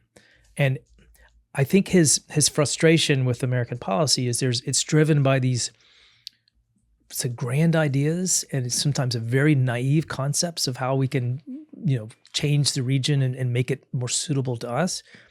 And often we just don't know what we're doing. We don't know what we're getting into. And then guys like him, the King of Jordan, and his sort of other countries in the region end up holding the bag. They end up paying the cost, that sometimes we walk away from things and go on with our business, and they're stuck with these problems for decades. Yeah. How do places like that feel about what they see in Syria right now?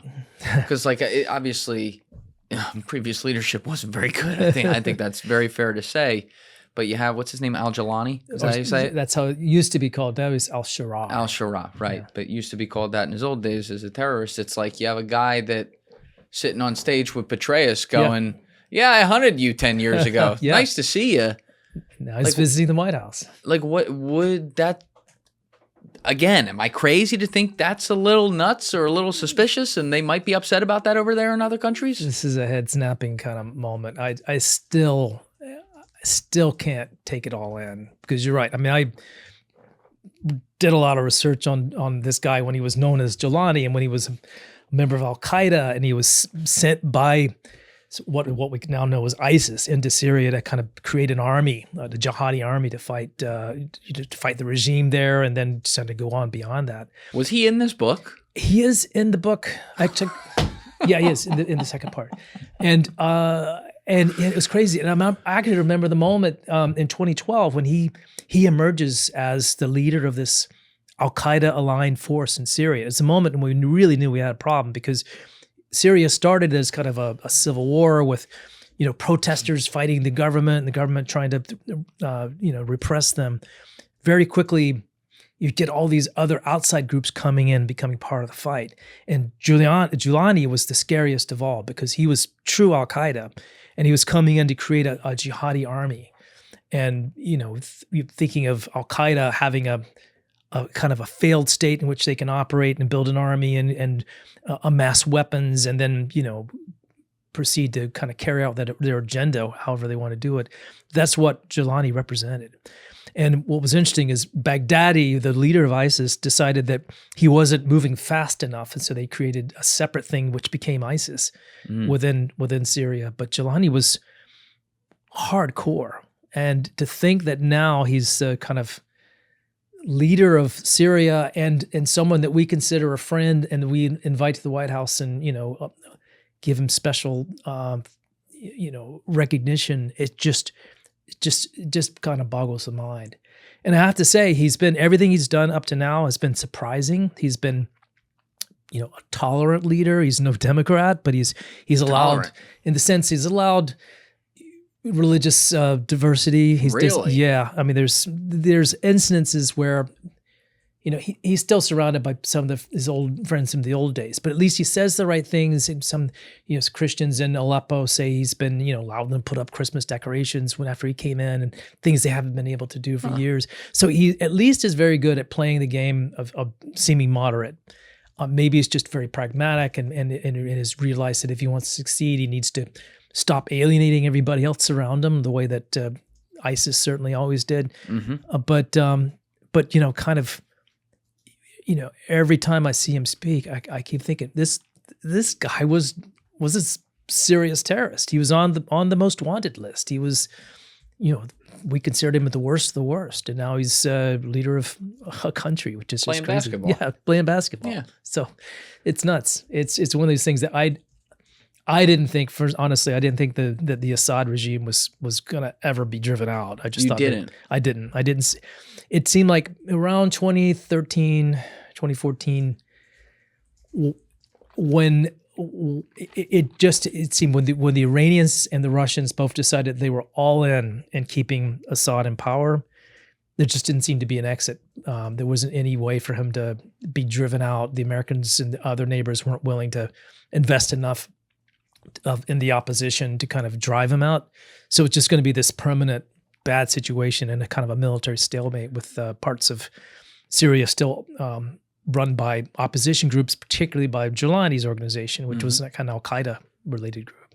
But they also had hundreds of subgroups duking it out like it was Mad Max Fury Road. Yeah, in absolutely. Syria this whole time, which that was the one part that never made sense to me because that was going on for so many years. I'm like, how much does Assad even get to control? Yeah.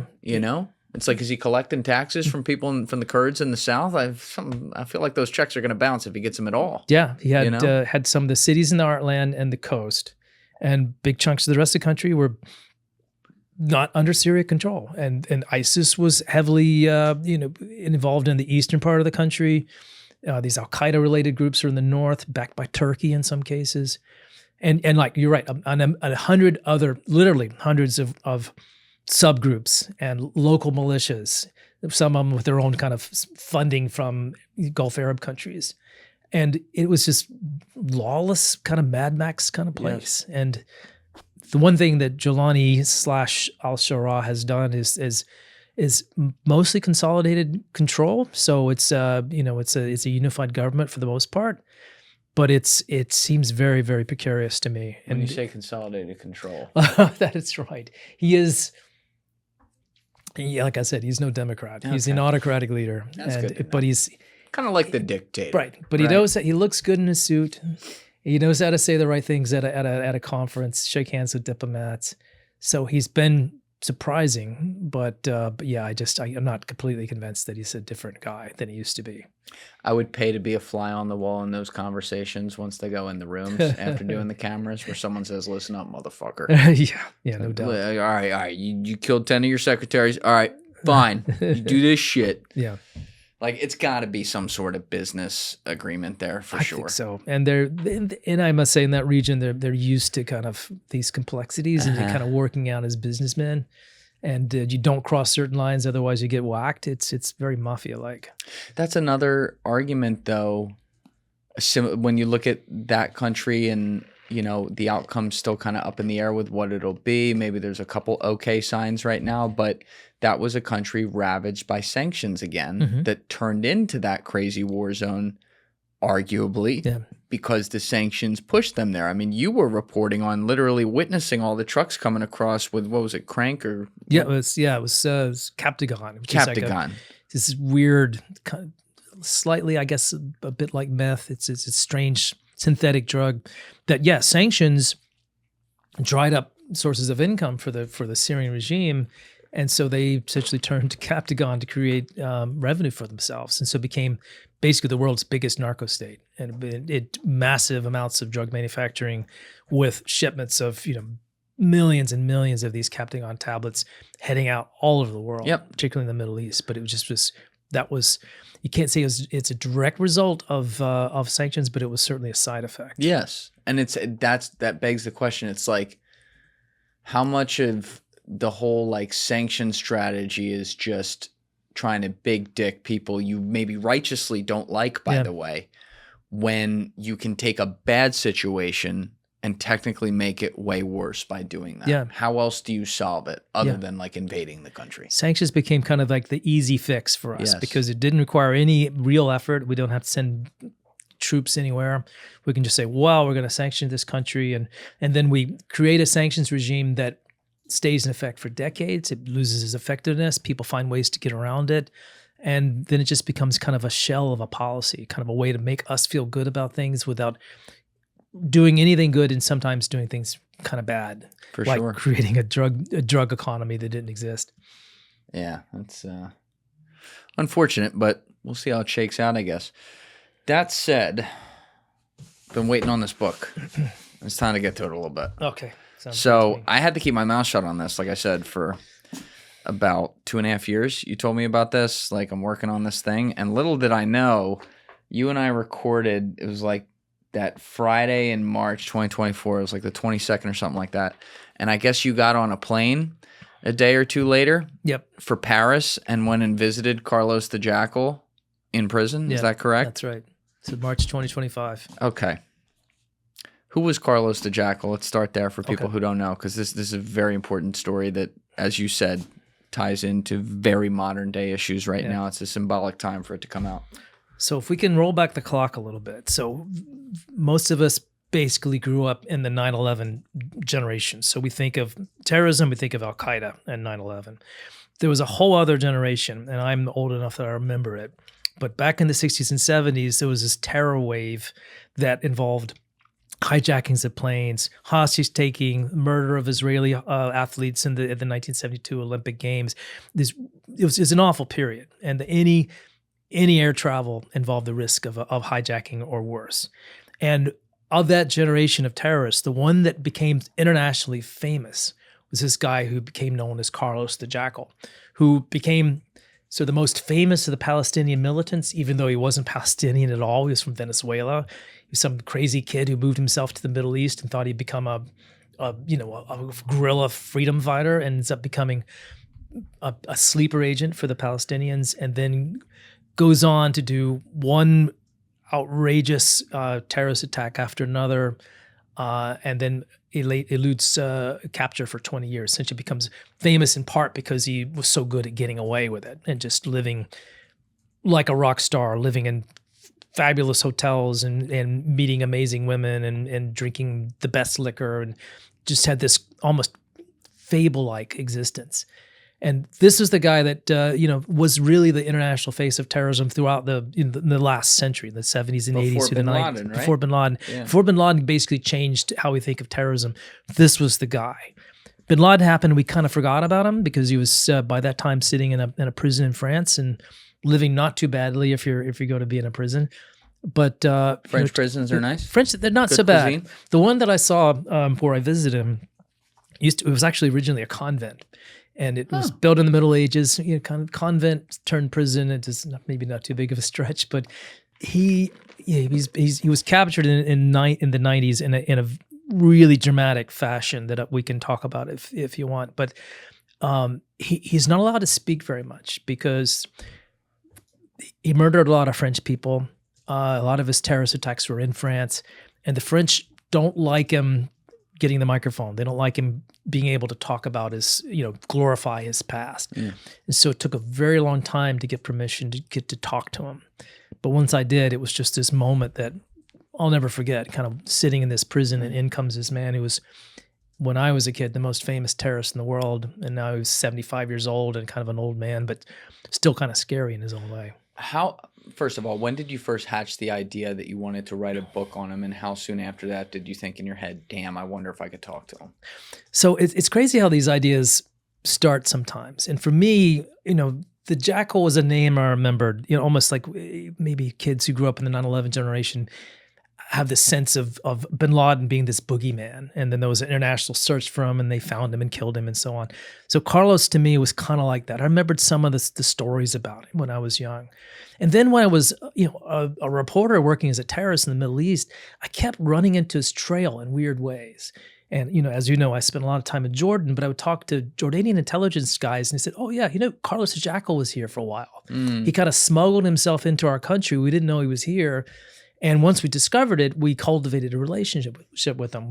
I talked to one guy who his job was to bring liquor over to Carlos the Jackal in his little villa where he stayed in Amman and try to figure him out. So what is he doing here? What is he up to? Is he planning a terrorist attack? And they tried to befriend him. Really? Yeah. Rather than arrest him. Rather than arrest him. And that becomes kind of a contentious point in the book because the Jordanians should have told their American friends about their secret guest, and that eventually happened, but it didn't happen right away. But in the meantime, they essentially got this amazing debrief with Carlos because they would sit down with him, get him super drunk, and just get him to talk about the shit that he did. And so the guys that I would talk to, these are just regular sources, had the most amazing stories about Carlos the Jackal that I'd never heard before. I never knew anything about this part of his life. Did they like him? The thing is, you can't, that's a hard thing to say, like him, but he's a very charming guy. Yes. And the people that would describe to me their meetings with him after they overcame their initial fear. And this one guy's literally, there's this scene in the book where this Jordanian who meets Carlos for the first time, he's in an office and he's got his pistol out under the desk because he's so afraid this guy's going to come out and just gun him down. But after they figured out that he was pretty much harmless, he wasn't going to do anything to them, they were just fascinated to hear his stories and just kind of, because let's say he has the wildest stories in the world. He's lived the life of a rock star and being a slash terrorist and internationally wanted fugitive. And to get to spend time with him, it was fascinating for them. Now, this is a guy, though, like you said, who was born in Venezuela. His father's a communist attorney in pre-communist Venezuela. It was not a communist country at the time. And he names his 3 kids after each part of, was it Lenin's name? Lenin's name. So this founder of the Soviet Union's real name was Vladimir Ilyich Ulyanov. So he named his 3 sons Lenin, Vladimir, and then Ilyich. And so he kind of had all parts of the name covered. And that just a testament to the father's devotion to communism. He literally considered Lenin the most important figure in all of human history. And so his kids' names were an homage to his communist hero. And Carlos got the middle name, Ilyich. He got the middle name, even though he was the oldest kid, and kind of grew up with that legacy and was influenced by that, but also by kind of revolutionary fervor in Latin America at the time, because this was 60s, so time of, there's communist uprisings throughout Latin America. There are communist, militants in the jungle. This very famous character at the time named Che Guevara, who was like a swashbuckling, Latin American revolutionary, and you can see movies about him. You see his face on T-shirts. He was a very photogenic, good-looking guy, and he was Carlos's real hero. He wanted to be this, adventurer, revolutionary, larger-than-life character with beautiful women surrounding him. That was his goal in life, was to become that guy. Young Carlos, though, who's looking up to Che Guevara, was it really because of the things Che Guevara emoted that you just laid out and the lifestyle he had, or did he actually look into, say, the policies that he backed and the politics that he had and vibe with that? So Carlos would always say the right things, like, I'm for the common man, I'm a Marxist revolutionary. Reality was, Carlos didn't really give a crap about any of that. Carlos wanted to be a hero. He wanted to be a Che Guevara. He wanted to have his picture on T-shirts. If he'd been living today, he'd have an Instagram account. He'd be all over TikTok. He'd be promoting himself and his own brand. Back then, you couldn't do that, but he just wanted to build an image and ended up getting a sexy nickname that he didn't plan on having. But once he was called Carlos the Jackal, then suddenly there's a whole, mystique that comes with that. Oh yeah, and you can't get laid with that name. I can't help you. Yeah, you can't. Well, if you can't get laid as Ilyich, because that's just kind of a strange name. But if you're Carlos the Jackal, man, yeah, you could have films made about him, and you actually, of course, that went on to happen. The Born Identity series, that was initially a novel series by Robert Ludlum, he based his bad character was Carlos the Jackal. He created the entire persona of this the villain in all three of his novels based on Carlos. And yeah, he had massive charisma. absolutely. And you could still see it, I must say, even as an old man. He kind of walks in a room and you can see there's a charm, but there's kind of a presence. And God knows I didn't admire him. And he said lots of things, in our meeting that reinforced the fact that he's essentially a criminal narcissist. He has that kind of brain. Doesn't regret any of the terrible things that he did. Feels like he's a hero in his own mind. But he is a charming bad guy, and that's even the Jordanians who were trying to debrief him in the 90s, they could certainly see that he's as one guy who became a senior official in the Jordanian intelligence agency said, you can't help but like him. I just liked him, and was almost sorry to see him go. So you're talking with your guys and they're whispering about this and telling you the stories in the 2010s while you're working on other things. And then you end up finishing Redline, the book on Syria. And was it pretty much right after that where you're like, I got to go look at this again? Or? There was another reason too. So I have, what you'll see in all my books is I have a kind of a writing style it's narrative nonfiction. And it's usually brilliant. Very character driven. Yeah. So the best book for me is one that tells a larger story, but so there's a central character that propels the narrative. And the story I wanted to tell is another origin story. Black Flag was kind of an origin story of ISIS and where it came from. The Jackal story allows me to sort of explain how we got international terrorism, how that arose in the Middle East in the 60s and 70s, and who were the important characters and why it was able to flourish, and eventually why it failed, because these groups always overreach, their violence always turns people off, and they end up kind of becoming the reason for their own demise. But Carlos, luckily for me, is in all the right places at all the right times, and he allows me to kind of string together a bigger story about this important development in our modern history, with a singular figure in the middle of it who's you can't take your eyes off him because he's just always doing something outrageous. This is also a guy though that is still living when you're writing about him, and obviously we're going to talk about you going to talk with him and everything. But is there a difference in the approach for you from like a storytelling and writing perspective when you are dealing with someone who's still alive, especially when you may be having a conversation? That's really appealing because there are parts of the Carlos story that had remained a mystery for a long time. And because people had kind of forgotten about him after 9/11, there was a lot of new material that had come out. Archival material from East Europe, for example, used to be kind of a pet. So the communist governments of Eastern Europe in the 90s and 80s kept him almost like their little dirty secret. Right. So we've got Carlos the Jackal living with us, and we could stop him if we wanted to, but we don't. We'd let him go out and bomb things in France and just live a crazy life in our own countries. And a lot of the files from that time only started coming out in the late 90s and in the early 2000s. Some of his former henchmen and closest associates are still around, so they can be debriefed. But Carlos himself obviously knows a lot. And I felt there was just finally a critical mass of material to kind of take a new look at the life of this guy who was once top of mind. People, he was a household name. And to reconstruct, how he came to be, how Carlos the Jackal came to exist in the light of all this new contextual material, it just seemed very attractive. And I just felt that people used to care a lot about Carlos, and if they reread his story in the context of how we got to where we are with terrorism and these other national threats, it'd be a story worth telling. And it was a lot of fun to report, I must say. It was just endlessly fascinating. How did you get to talk to him?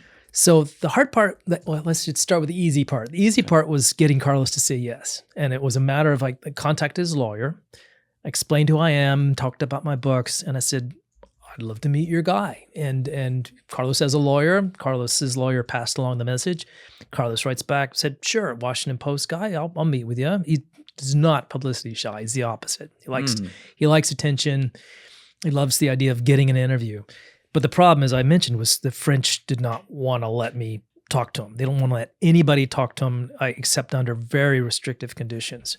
So I had to agree. There's no recording equipment. There's no camera taken into prison. I only had a pencil and a notebook. Pencil and a notebook. That's old it. School. All really old You were school. writing it? Writing things down as fast as You I could. transcribing? And then after it's over, going back to my hotel, just trying to doing a Julian Dorey and trying to photographically remember everything that happened and every nuance and every wrinkle in his brow, tried to kind of recreate every bit of that. But even with that, I mean, one of the restrictions I had to agree to was this was not going to result in a Q&A interview because the French did not want me to have this verbatim, conversation with Carlos that would allow Carlos to reinterpret history. So it had to be, I was able to use little snippets, but I couldn't quote him extensively. But how does that even work? That seems really subjective to, Yeah, and it's frustrating for sure. But on the other hand, my whole purpose in meeting him was I had some things I wanted to ask. But even with those things, I didn't think I would trust anything Carlos said. He's going to exaggerate. He's not going to tell me the truth. So it was more to kind of get him to kind of fill in, color a little bit of the blank spaces that I had in my own narrative of what happened, but also just to kind of get a measure of the man. And that was very important mentally and getting my head around the project and writing about him and his life is to see him as a 75-year-old man. And then you'll see in the book, I mentioned kind of briefly this encounter that I had with him in the prologue. And then at the end of the book, it's the bad days are over. He's been in prison for a long time. And here I am face to face with the man for the first time. And so people have read this part of the book, say it's kind of a very profound moment where after you've read the story of his life, you're sitting there looking at the guy eyeball to eyeball. Oh, I like how you did that. Yeah. So it was a great way to end up, after telling a story, kind of like, what did it amount to? What was it? How did it matter? And you get a sense of that when you sit down and look at the guy face to face.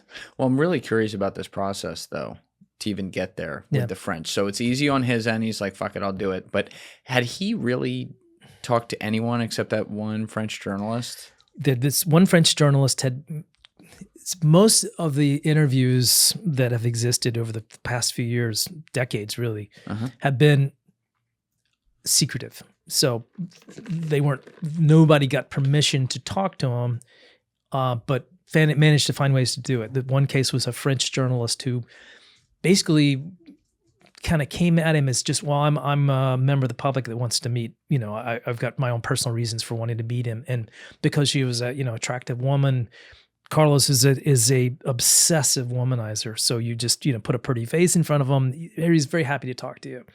And she managed to kind of have many, many visits with him. This was like back in the 2010s. That went past French intel? Yeah. So she just showed up like she was like just like a fan or a member of his, support group or something. But she didn't do it as a journalist, but she ended up writing a book based in French based on her experiences with him. What was her name? Her name was Sophie Bonnet. Sophie Bonnet. Bonnet. Let's get a look at Sophie. Yeah. So she's a documentary filmmaker / book writer. She's I've talked to her. She's a very interesting lady. She's older now, but she did it earlier in her career. Okay, there's her IMDb. Then later on, in fact, I benefited from this one interview that happened. There's an Israeli journalist who really wanted to talk to Carlos, and he wasn't allowed to. So he managed to talk one of Carlos's attorneys. We had a couple. This one he married, actually. He married his attorney. They had a kind of a prison ceremony. And Carlos married his attorney? Yes. Is he still married to her now? She died about a year ago, but they were married for a long time. But this journalist was able to talk the attorney into basically bringing, she had a cell phone she was allowed to bring into the prison meetings with Carlos. She'd bring her phone in, she'd ring this journalist up and basically relay questions like, Carlos, what do you think of this or that? And he would reply into the phone, and the phone call was being recorded on the other end. So this Israeli journalist very kind of trickily got a pretty long interview out of him. They're not like that at all. No. So I wanted to go through the front door, but this Israeli journalist, ended up doing a documentary film based on. What's the guy's name? Is Yaron Yaron Niski, Niski. And his documentary, actually, it was released on Fox Nation earlier this summer. It was Carlos in his own words, but it wasn't Carlos, face to face. It was essentially a kind of a bootleg interview with the guy. Right. But I ended up making friends with the journalists. We found out about each other's work, and so we collaborated. I was on his documentary. I was featured in it a number of times, and he shared all his transcripts, so all the conversations. Cool. So I had things that I could relate because of my conversation with Carlos, but also had the benefit of many hours, I guess maybe more than 10 hours of telephone conversations that he had. And what that all amounts to is you see a lot of things through Carlos's lens, and you realize about half or more is just crap. But there are parts that, we actually told the truth about this. So it's kind of a fact check. You could verify. You could say certain things or certain things that he wouldn't have a reason to lie about because they're not flattering for him. And I ended up, because of those interviews, including Sophie's, I had a pretty remarkable book, and my own encounter and my own research and talking to CIA people and others who are involved in capturing him, I had a ton of material. And then it was just a matter of what makes the best story. What of those, this is the thing about narrative nonfiction, is you end up with a lot of stuff, but then almost like a filmmaker, what is the most interesting story I can tell based on the facts that I know? Right.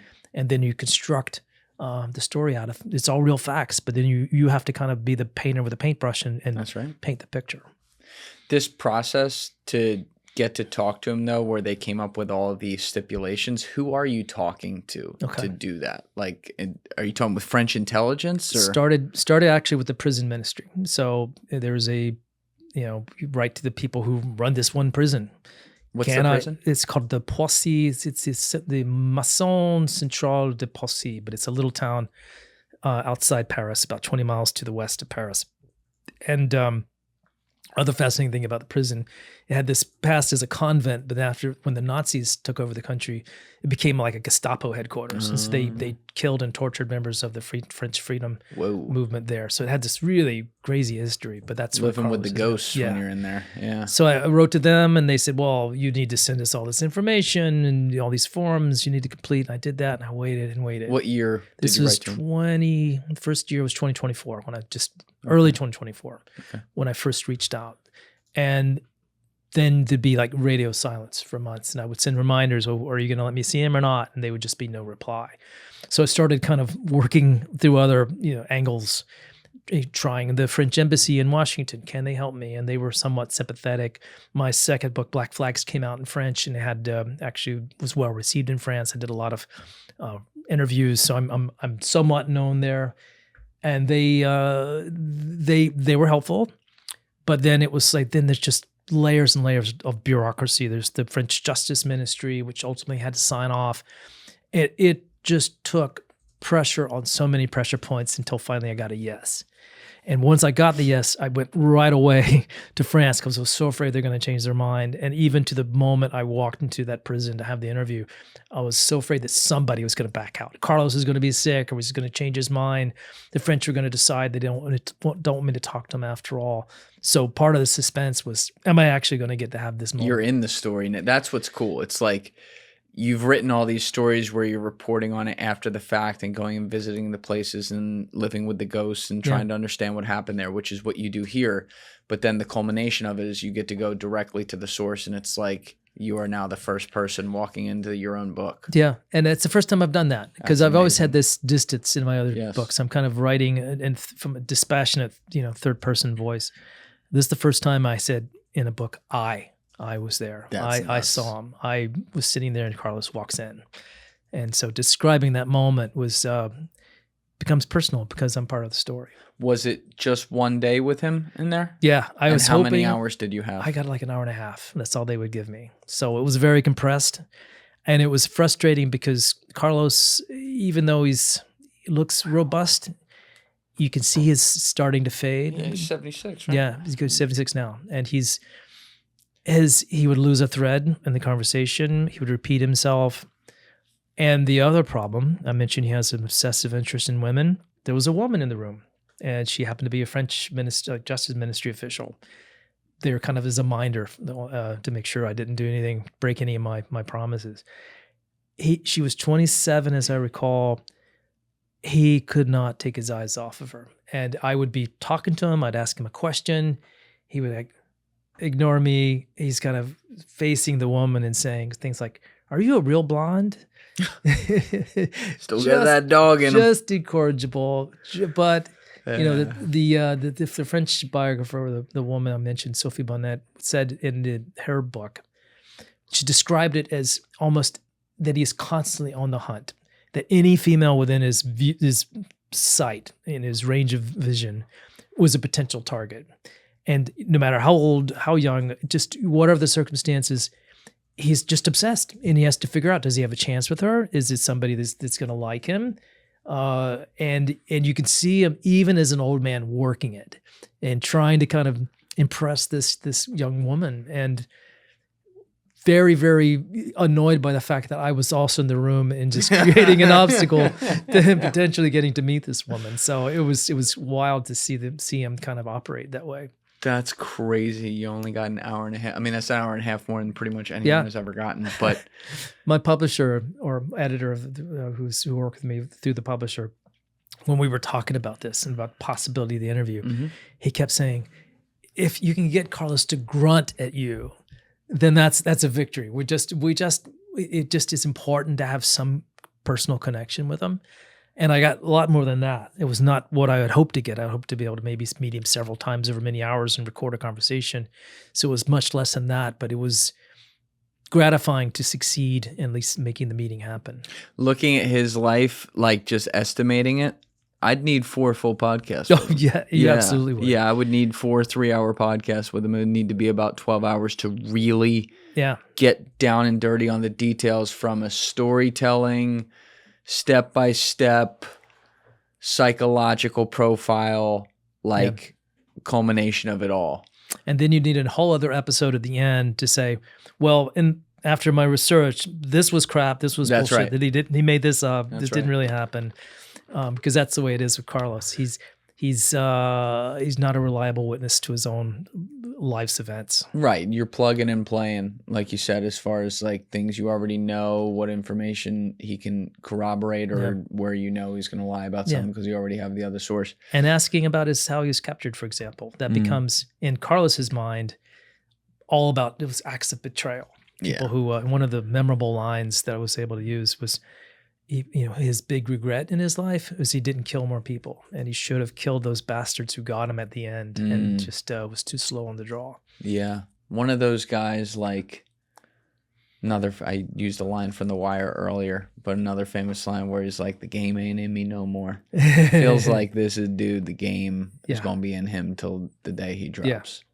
Which I must say, I'm hearing recently that he's in further decline, that his health is waning, and so it could be that by the time, as we're still talking about the book, he may not have him with us anymore, which is a real possibility just because he's of that age. He's 76 and he's been in prison for a long time. No, you knew you were going to maybe have like 90-ish minutes or something like that. Yeah. So obviously, very different approach to what I do here, where we're just talking all day and we see where it goes. You had to be very prepared, right? I had annotated notes. I had all these things I wanted to try out on him. And like your conversations, it becomes, once you start with them, sometimes the notes just get disregarded because he goes down a trail, and then you think, well, okay, we'll ask him about this. Or I could tell that this line of questioning is not going to be fruitful. He's not going to have anything to say. Or else he'll shut down. This was also the frustration. I would start to talk about an incident that, I know a lot about. And he would just say, oh, I don't remember. And that would be it. And there's no point in asking him anything else because he would just kind of clam up. He doesn't like to admit to things that he hasn't been convicted of. And there's certain things like if you read the book, you'll see that one of his big attacks in his historical career was bombing Radio Free Europe in Munich in 1981. He set up this elaborate bombing. It doesn't go off quite like he intended, but he succeeded in bombing this U.S.-built, U.S.-run international broadcaster and creating a lot of damage. But he has never acknowledged having anything to do with it, and he denies it, effusively, because he's never been convicted of it, and he doesn't want to have, be on record as saying that he attacked this American facility, because it could have consequences. Right. I have all kinds of evidence that it was him, that he did it, and but he just wasn't going to talk about it in that interview. A lot. If you talk to like or listen to a lot of great actors talk about roles where they play a villain, or other of your fellow great authors where they talk about writing about people who were objectively evil, many of them will often go through how the approach when they're going through it is to not judge the person, kind of suspend that, so that in the actor's case they can actually feel and be in their bones and let out that performance, and in the author's case they can actually do the same thing to be able to write about it factually, and then they'll say afterwards, then they can kind of judge it. Yeah. What was your approach with him from that perspective? Kind of the same dopey approach that I take to most of my interviews, which is I just want to know. I'm not going to, I certainly can judge you, Carlos, because you've been a terrible human being, but I'm walking into this meeting as a very curious, interested person who just wants to know what happened. I want to give you the chance to tell me your story. And I find that people really respond to that, even if they may be resistant in most cases to speaking to the press or to talking to an author. But if you come at it, you're not prejudging them, and that it's not about your ego, because I feel like that should not be in the way of a conversation, that it should be about trying to get information, and just say, I am personally, honestly curious to know what happened here. What really happened in 1975, Carlos, when you, as a 26-year-old man, walked into the headquarters of OPEC, the International Oil Cartel, and proceeded to take the whole thing hostage? What were you thinking about, and who put you up to it? And I could get him to ramble on about that, because he's kind of proud of it. That's the one thing he's probably most known for. One of the most audacious terrorist attacks I've ever heard about. That's what he was wearing, right? That's what he was wearing. That's that day. He was wearing a funky beret, because that was, again, like his hero Che Guevara wore a black beret. That was his uniform. He looked like Pedro Pascal right He there. does a little bit. And in this one, he's playing cosplay, trying to be Che Guevara, and walking into a big office building in downtown Vienna, Austria, in 1975, with 5 henchmen with guns, and took the place hostage, and ran off with dozens of hostages out into the North African desert and ransomed them for millions of dollars. So, crazy story. We'll come back to that. But Okay. when you first walk in there and you're like, oh shit, it's happening. Yeah. First of all, were you meeting with him in like a holding room or something like that? Yeah. So you think of a visitor's room in prison, and it wasn't like that, because you can imagine, you've seen those in enough films where kind of there's all these chairs and maybe people congregate. It was, if viewers have a sense of the size of this studio, it was smaller than this, by about half. It's about 14 and a half by 18. So yeah, maybe that. Enough room for a table and 4 chairs around it. I was in one chair. Carlos gets ushered in, and he sits right next to me. So we're like 2 feet away, and dangerously close. And the guy, it's not scary, because it's under very controlled conditions, and he's been a prisoner, and he's an old man for a long time. But kind of the moment of kind of like, this is my research subject, and it's like you've been trying to discover some new species, and suddenly this animal is that you've been spending your years studying is right there in front You're of you. at Jurassic Park. Yeah, and you're looking at this T-Rex or whatever it is, a Velociraptor, and thinking, man, I can't believe I am 2 feet away from this guy that I've been obsessively researching for the last couple of years, and here he is. So it's pretty wild. How did he walk in? Like, what was the vibe walking in? And how's his English too? So his English is great, and that's one of the things. He's a smart guy, and he speaks 5 languages at least, and including Russia, because he lived in Russia as a kid. Of course, Spanish, English, French, Arabic, and so you hear him. I'm there first, so I'm kind of camped out in this little room, just kind of waiting for him to show up, and you can hear him coming down the hall because there's a commotion. And everybody in prison knows Carlos the Jackal, and they call him Carlos. And so you hear the guards saying, "Oh, Monsieur Carlos, bonjour, how are you?" And then he kind of knows them, so he's ragging them. And I describe this scene where he's kind of shadow boxing with one of them, and kind of pretend like he's beating the crap out of them. So he's very playful in that way with them. They don't treat him like he's some arch murderer, but just like he's some famous guy who happens to live in the same place where they work. So then he kind of walks in, and you think he's going to walk in like in a prison jumpsuit, but no, I don't know if it's because this is how he dresses to meet visitors, or if it's how he dresses every day. But he's all natty. He's got like nice pants on. It has a nice brown leather bomber. This is late winter, so it's kind of cold. In prison? Yeah, and he's got like a little leather cap on, like a little That would have thrown me off. And it looks like you might have met him at Target or something. You just, so it doesn't feel like you're in prison at all. He's a little bit scruffy now. He apologizes actually for not shaving. He hadn't shaved that for a couple of days. He had a little bit of stubble. Takes off his hat, sits down, kind of gives me a very bemused smile, and then almost like, well, what's our subject today? What do you want to talk about? Who are you again? And I'm saying, gee, Mr. Carlos, I'm not like a schoolboy, but I'm trying real hard not to be kind of overwhelmed by the moment.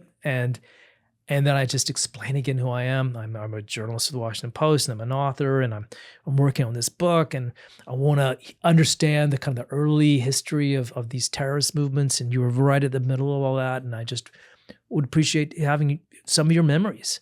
And then I just went through my list, and the areas where he was okay with talking, that became a longer conversation. And then others just kind of got X'd off my question list as, okay, that's not going to be very productive, but that's just kind of how it went.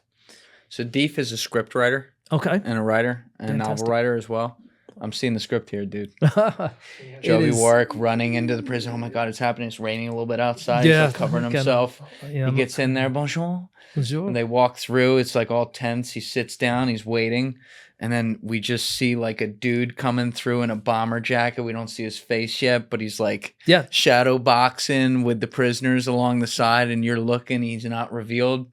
Then he walks in, saunters in with a little gait, sits down. You're staring at him like shaking. Yeah. And then he goes, so what's going on? And then the movie goes to Venezuela. Yeah. He's born. Yeah. Something like that. That's a great scene. Yeah. Okay. And then it ends. Can we copyright that? So yeah. No, I might need to write this now. I see the movie getting adapted. Dibs on that, Deef. We got that. That's wild though. Like I'm getting chills thinking about like him walking in and just kind of. The other interesting moment in the beginning was him figuring out what language you were going to use. He said, can we speak in English? Because even though he's been in a French prison for 30 years, English is his most comfortable language other than Spanish. And so there was kind of, oh, good, we can talk in English. And that was kind of a relief to me too, because I wasn't sure. Can you speak French? No, I very like 15 words. So it wasn't going to be much of a conversation if we had to speak in French. And I had been so afraid. I knew that historically he spoke pretty good English because he's on the record, many of his crimes, announcing himself in English and having conversations in English and writing letters. But he'd been in jail in France for so long. Does he still speak it? I just didn't know. And so it was a relief to me when he said, oh, great, let's talk English. That'll be better for me. So, okay, Carlos, what do we talk about? And it was more kind of his curiosity. What did I want to know? And him being not reticent, but almost kind of like, oh yeah, so do you want to talk about that? I can fill you in on Vienna in 1975. Let's chat with that. And so that's kind of how it evolved. Did you start with his childhood? I think no. So I talked with, because this very key moment for me is how he parachuted into the Middle East as a young man and why and what were the circumstances. So I asked him, and because that was the heart of this effort to try to reconstruct this period of history of sort of early terrorism. Why did you go there? And what were the circumstances? What did you hope to achieve? So I went right to this really pivotal moment early in his life when he made the step from being what had been a college student in the Soviet Union, got kicked out of school, as it turns out. You got kicked out? Got a girl pregnant, had all these problems. Yeah, he got kicked out of school because he was such a partier. There's this great scene where he actually, sort of the Soviet minders come into the university dorm to kind of, because there's been a party and they're trying to figure out what went on. They go into Carlos's room. There's liquor bottles all over the place. And then this drunk prostitute stumbles out of a closet And so Carlos is he's got money because his dad had money, and he has foreign currency. Communists had money. Yeah, he did, which is interesting because this communist who was actually very rich. But It's funny how that happens. so a prostitute summons out of the closet, and the Soviet authorities kind of, what are you doing here?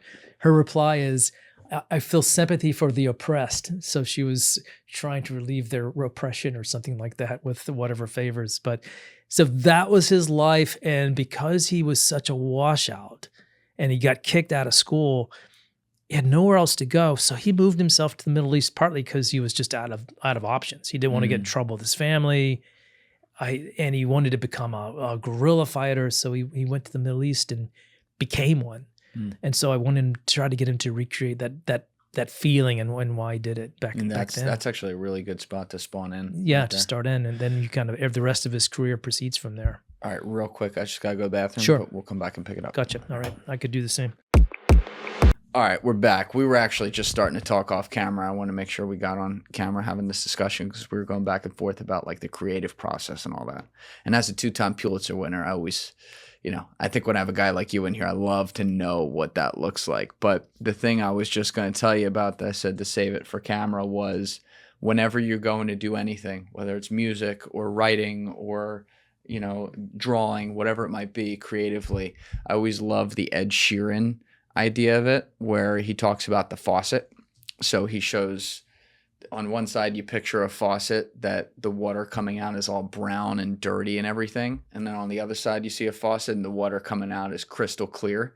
And he always talks about how in order to be creative and make great shit, every session you do in some way, some longer than others, has to start with the dirty faucet, just to get it out and start working it out, and then you work your way to the clean faucet, absolutely, and create great stuff. Do you agree with that? It is such an important lesson to learn because you think you're gonna sit down at a keyboard and just write some opus and the thing is, no matter what your talent is, it's all that muddy crap comes out first. It's not refined, and you kind of sometimes just have to get it out, right? Kind of almost like free write, and then once you're looking at some words on a page, then you can begin to kind of impose some order on it and do that filtering and purifying. And also the hard part for me is because writing is such a personal thing, is to get other people to kind of weigh in, to get very smart editors to kind of look at what you've done and say, you know what, as a outside observer, I have to say this doesn't work, or you should do more of this.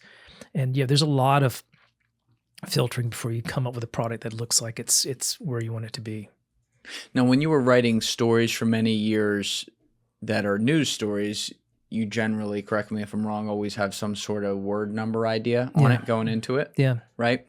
Okay. And then you're also writing things pretty often. So you're going through stories, you're getting sources, and it starts to become the kind of thing where you have your voice, you have your style, but I'd imagine you get a good feel for what you got to do to put out the similar, here's what's going on, everyone else make your judgment. Yeah. Whereas when you're writing your books, you're sitting with research for months and years at a time. You're organizing your thoughts based on all these different sources you're talking to, and then trying to bring it back as you brilliantly do to like a narrative-driven story. What's your order there? Like, how are you getting all the sources first, or are you already outlining what you want before you talk to anyone? How do you go about it? So the other number, there's the number, that word count you'd mentioned in your head. The other number that factors in as a journalist, but also as a nonfiction writer, is deadline. And if you're a journalist working for a daily newspaper or a wire service, as I've done, you have to be creative in a very constricted amount of time. You have to kind of write the story. Sometimes you go walk in the newsroom in the morning, you don't realize that by the end of the day, you have to produce 1,500 words or 2,000 words on this subject that you may not know very much about. So you kind of do all this research and reporting, and then you have to kind of write quickly, which is not easy to do, especially I struggle with that.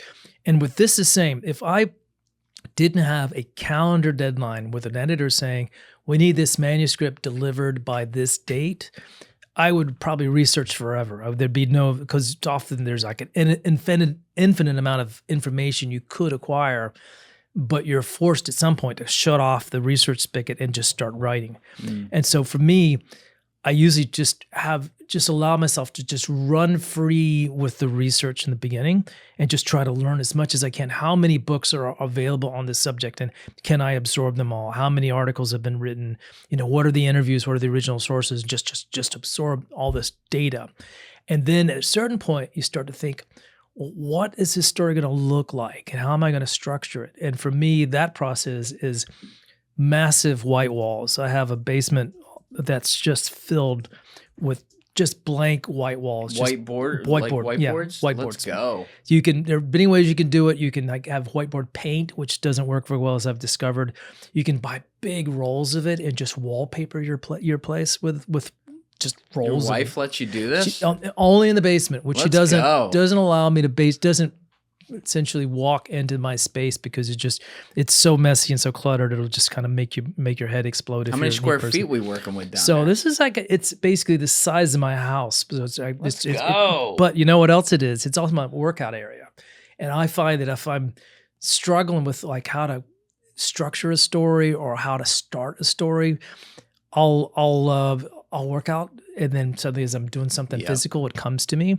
And then I'll start writing it down on these ridiculous looking whiteboards where it's sometimes it's drawn out, like how story starts here, this scene, or the kind of the moment where Carlos is walking into the guest room in the prison, and then how do I structure from there? And what's that almost novel-like? What's the climatic moment? When does where's the point where there's the ultimate suspense? And you kind of create those moments because you want it to be you want the reader to get to an end of the chapter and they just can't wait to see what happens next. But that has to kind of be planned out. Like you have to kind of put those dots on a matrix and figure out this is the rising action, this is kind of the resolution, this is kind of the cliffhanger moment. This is how I'm going to weave in this very complicated dramatic thread. And to me, it all becomes like written, scrawled out on big boards with lots of Post-it notes stuck here and there, and it looks like the kind of the product of a diseased mind when you're Charlie and Always Sunny. Yeah, that's it. And I don't think I'm necessarily a visual thinker in that way, but I found that just as a process of creating something like that, I can't create a book without that kind of this. Gather information, let it kind of ferment a little bit, and then start to kind of visually structure it and create on a whiteboard what those scenes are going to be and how they're all going to string together. But that's all, it sounds like, correct me if I'm wrong, that's coming together while you're also still in the midst of flying to see people and meet with people and talk with sources on the phone and stuff like that. Because one thing that you discover is when you start to try to write, you realize how much you don't know. Right. That you've gathered a lot of information, but like, I'm writing the scene, but I don't really know the details that well. Where else am I going to get it? So it turns out that you're still reporting up to the moment you turn in your manuscript because there's holes that you didn't realize you needed to fill in until you're that far along. And then I gotta find somebody who knows this fact, and how am I going to find this person? Who could it possibly be? And there's a lot of kind of desperation reporting at the end because you do have that tick, tick, tick of a deadline that's always in the back of your mind that I got to turn this thing in. And so there's never enough time to kind of do it as well as you think you should be doing it. But it's still a different kind. Again, you're not dealing with the daily kind of deadline or the weekly deadline with writing the story. You know that you have a year or two to do something like this, and you can get all enthralled in it. And also, we forgot to say this, but I know in the past when you've gone to write a book, they've let you take some time away to go do that full time as opposed to like writing your stories all the time for the Washington Post. But now, over the past year and a half, you've stepped back from being full-time national security reporter for the first time, and now you're more like part-time with them? Yeah, is that right? So I've got I'm a contributing writer basically for them, but I don't have the staff position anymore. As by my own choice, they took a buyout, so I was able to I did it so I could get some space so I can do some more creative work. Because I feel like because I've been able to do this successfully, it is much more fulfilling to be in control of a story from start to finish, and to have something when you're all done that, this is not, disposable daily journalism. This is something that hopefully stands, and it's it's more of an achievement. It feels like it's something that has kind of legacy value in a way. Yeah. Real quick, can you just take the phone off the cord right there? I just don't want to interfere with the audio. We're all good. Okay. Yeah, it's like very finicky. Like sometimes our cord's down here, I'll step on it and it'll change the Oh wow. Okay. They're frequency. sensitive. I still don't understand some of that stuff with audio. It's crazy. Ghost machine. But so when you write though, again, it's a different emotion when you're sitting down writing a book and writing chapters that you're living with than when you're writing a story at the desk at the Washington Post. But when you sit down and you're starting to write the book, I imagine you're doing it in your basement where all these boards are. But do you have like a set process, that you hear from so many writers where it's like, I write from 8 to 12 a.m. or from 8 a.m. to 12 p.m. I don't have any internet access. I'm sitting in the same place. Or are you more freewheeling? It has to be structured and disciplined, and I'm not naturally very good at that. I'm a real procrastinator, and that's the problem with a 2-year deadline, because you feel like, oh, I got plenty of time, and I could take off and I can paint the living room or do something else, and you can find a million ways to fill your time. So I have to say, all right, every day this week, I'm going to block out this amount of time in the morning. I'm not going to take any calls. I'm going to shut off all the alerts on my phone. I have to do that. And the other thing is my own little personal trick is it's a physical hourglass, like an egg timer kind of thing. I've got a 30-minute hourglass, and it's just a cheap plastic one filled with blue sand, and I'll put it on my desk and I go, boom, turn it upside down. That starts 30 minutes. I'm not going to look up until the last grain of sand is gone, and that is like free write time. I'm going to do this and nothing else. Or if it's a research day and I have to find out the certain fact, I'll time myself. And if I force myself to just not do anything else for 30 minutes, that doesn't seem like a lot of time. Oh no. But if it's focused time, that you can write the start of a chapter in 30 minutes. You can at least have you're trying to do some research, you can at least have in your hands in 30 minutes a pretty good estimation of all the sources that you need to write this particular chapter. You can do a lot in 30 minutes if it's absolutely focused time. And the way for me to physically do it is to have the hourglass in front of me. That's so I also cool. have an hourglass app. So if I'm somewhere else, I'm at the library, at a coffee shop, I actually have an hourglass app that all it is a picture of an hourglass with sand going through it. That's so cool. And you can set the love time that. on it. And I'll put the phone at an angle where I can see it. And then until that little chime goes off that the hourglass is done with that amount of time, I'm not allowed to do anything but this one task that I have for me. So that's my own little cheat. But I love that. Yeah. That's great. Yeah, I It's have a very little. analog. It's over there somewhere. I have a little round timer thing. You Okay. just kind of turn and I'll put it. I have to use it more than I do, but Yeah. I'll do that for like 30 or 60-minute intervals when it's really shit that I don't want to be doing, and like try to time myself to get it done, or even creatively restrict something. Yeah. Like I make, for every episode we ever do on the main channel, we're doing 3 a week. I make all the thumbnails. We end up testing 3 of them. There's usually 15 to 25 that people don't see. But like in that process, each of those mornings, I put out episodes usually like Tuesdays, Fridays, Saturday, or Wednesday, Friday, Saturday. I'll try to, like, especially with a bigger episode that I know people are really looking for and want, I'll try to restrict myself to like an hour to come up with all the ideas, so that even if I end up working past it, I get so much done in that hour that the best ideas have somehow been creatively fleshed out, because your mind is working against that. This needs to be done by 10:30 instead of actually 12. Yeah. That, I don't know, it forces you to do something good, I find.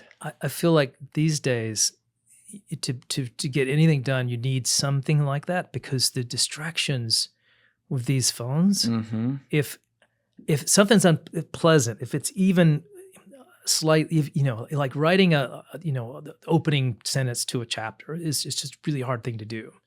And if you're struggling with it and it's uncomfortable, then all of a sudden, what's my friend Julian doing? Or what's this message you just sent me? Or what's going on in Iran in the news today? There's a million things that your mind wants to kind of shut off and turn to. And if you allow yourself to wander like that, you're never going to get that first sentence written. So for me at least, I need to have a physical reminder that right now I'm going to focus and I'm not going to do anything else until that sand finishes leaving the hourglass. What goes into writing a brilliant opening sentence? Because you described your writing style earlier, and I totally agree. Like your nonfiction books read like beautiful fictional thrillers. Like you're engrossed in the story. You feel like you're there. You're not just reporting on facts. There's a time and place for that, and some people do a great job with that. But your style is like, I mean, I can see the movie playing out before my eyes. I'm drawn to storytelling. Yes. And for me, it becomes figuring out the most appealing way to create a scene, to get people in the moment. That's very conscious with me. I want people to be there at that moment with me. And so in order to create that scene, I kind of have to be there myself. And I spend a lot of time like in my little workout area, or sometimes I'll take a walk and I'll I'll be in that scene myself. And then I have to figure out how do I bring people along with me? What's that image that I want them to see that I see? And sometimes the first time you try it doesn't work, so you just rewrite it until you come up with a way that does. But that's always the scene creation is. And I'm sorry I'm jumping around here with this, but no, it's good. It's great. With nonfiction, it's a different exercise, because with fiction you're just kind of imagining this, you're creating something in your head. And with nonfiction, you're putting yourself in a historical moment. You're trying to make yourself see what it was like to be Carlos the Jackal on this day when he did this certain thing, and how am I going to kind of paint that picture for people who are going to read the book. And it's a fun exercise for me. And when it comes across, when it succeeds, it's thrilling to myself. I just, wow, that really worked. Yeah. You know it when it's there, right? This, yeah. And I may take a long time to get there, but once I feel like I've nailed it, it's exhilarating. I've created this scene that I had in my head. Now it's on paper and it kind of works. So the first chapter after the prologue of Black Flags, I remember this. This is the opening paragraph you wrote, and this is like, you want to talk about putting yourself there. The most notorious of Jordan's prisons is the old fortress of Al Jafar, known for decades as the place where troublesome men went to be forgotten. It lies outside a Bedouin village of the same name on a road that marks the outer boundary of human habitation in the country's fierce southeastern desert. Beyond the prison, the terrain flattens into a basin of baked mud that stretches to the horizon without a hill or rock or stubble of grass. The ancient sea that once stood here evaporated eons ago, leaving an emptiness like a missing limb, a void so unnatural that it stirs feelings of dread among the few travelers who pause for a look.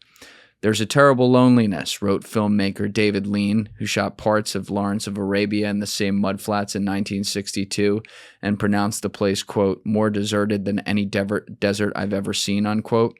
His picture editor, Howard Kent, would describe Al Jafar as simply, quote, a warning of what hell is like, unquote. You did like 10 different things there in probably like 7 or 8 sentences that literally put people smelling the lack of grass. Yeah. Having been in these places myself, you have a visual impression and you know what it smells like and feels like. And I put so much time and thought into trying to create that moment, that feeling, and what it smells like and feels like. And I'm flattered that when you read it, you kind of put yourself there too. Oh, yeah. And then when you have that moment, that opening moment when you're in this wild desert, and then you superimpose on that this prison where these hopeless, rejected inmates are kind of squandering their lives.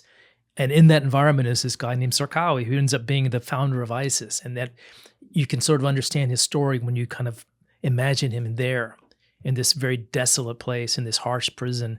And from that, he creates his cadre of radical followers who become ISIS later on in their history. It's reminiscent of like you combining the spirit of like Inception, The Matrix, and Ebenezer Scrooge, A Christmas Story, because in a weird way, it's a funny combination, but like you're spawning in like it's The Matrix to where you can see this.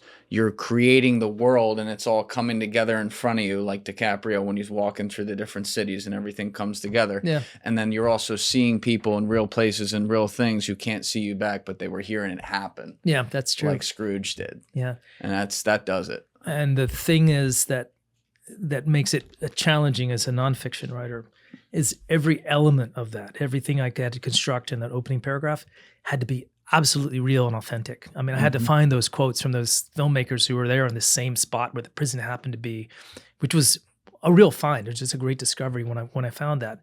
But to be able to describe those conditions and and the fact that there used to be a sea there, but now it dried up, and there's like when a sea is gone, it leaves kind of an impression, like an empty limb.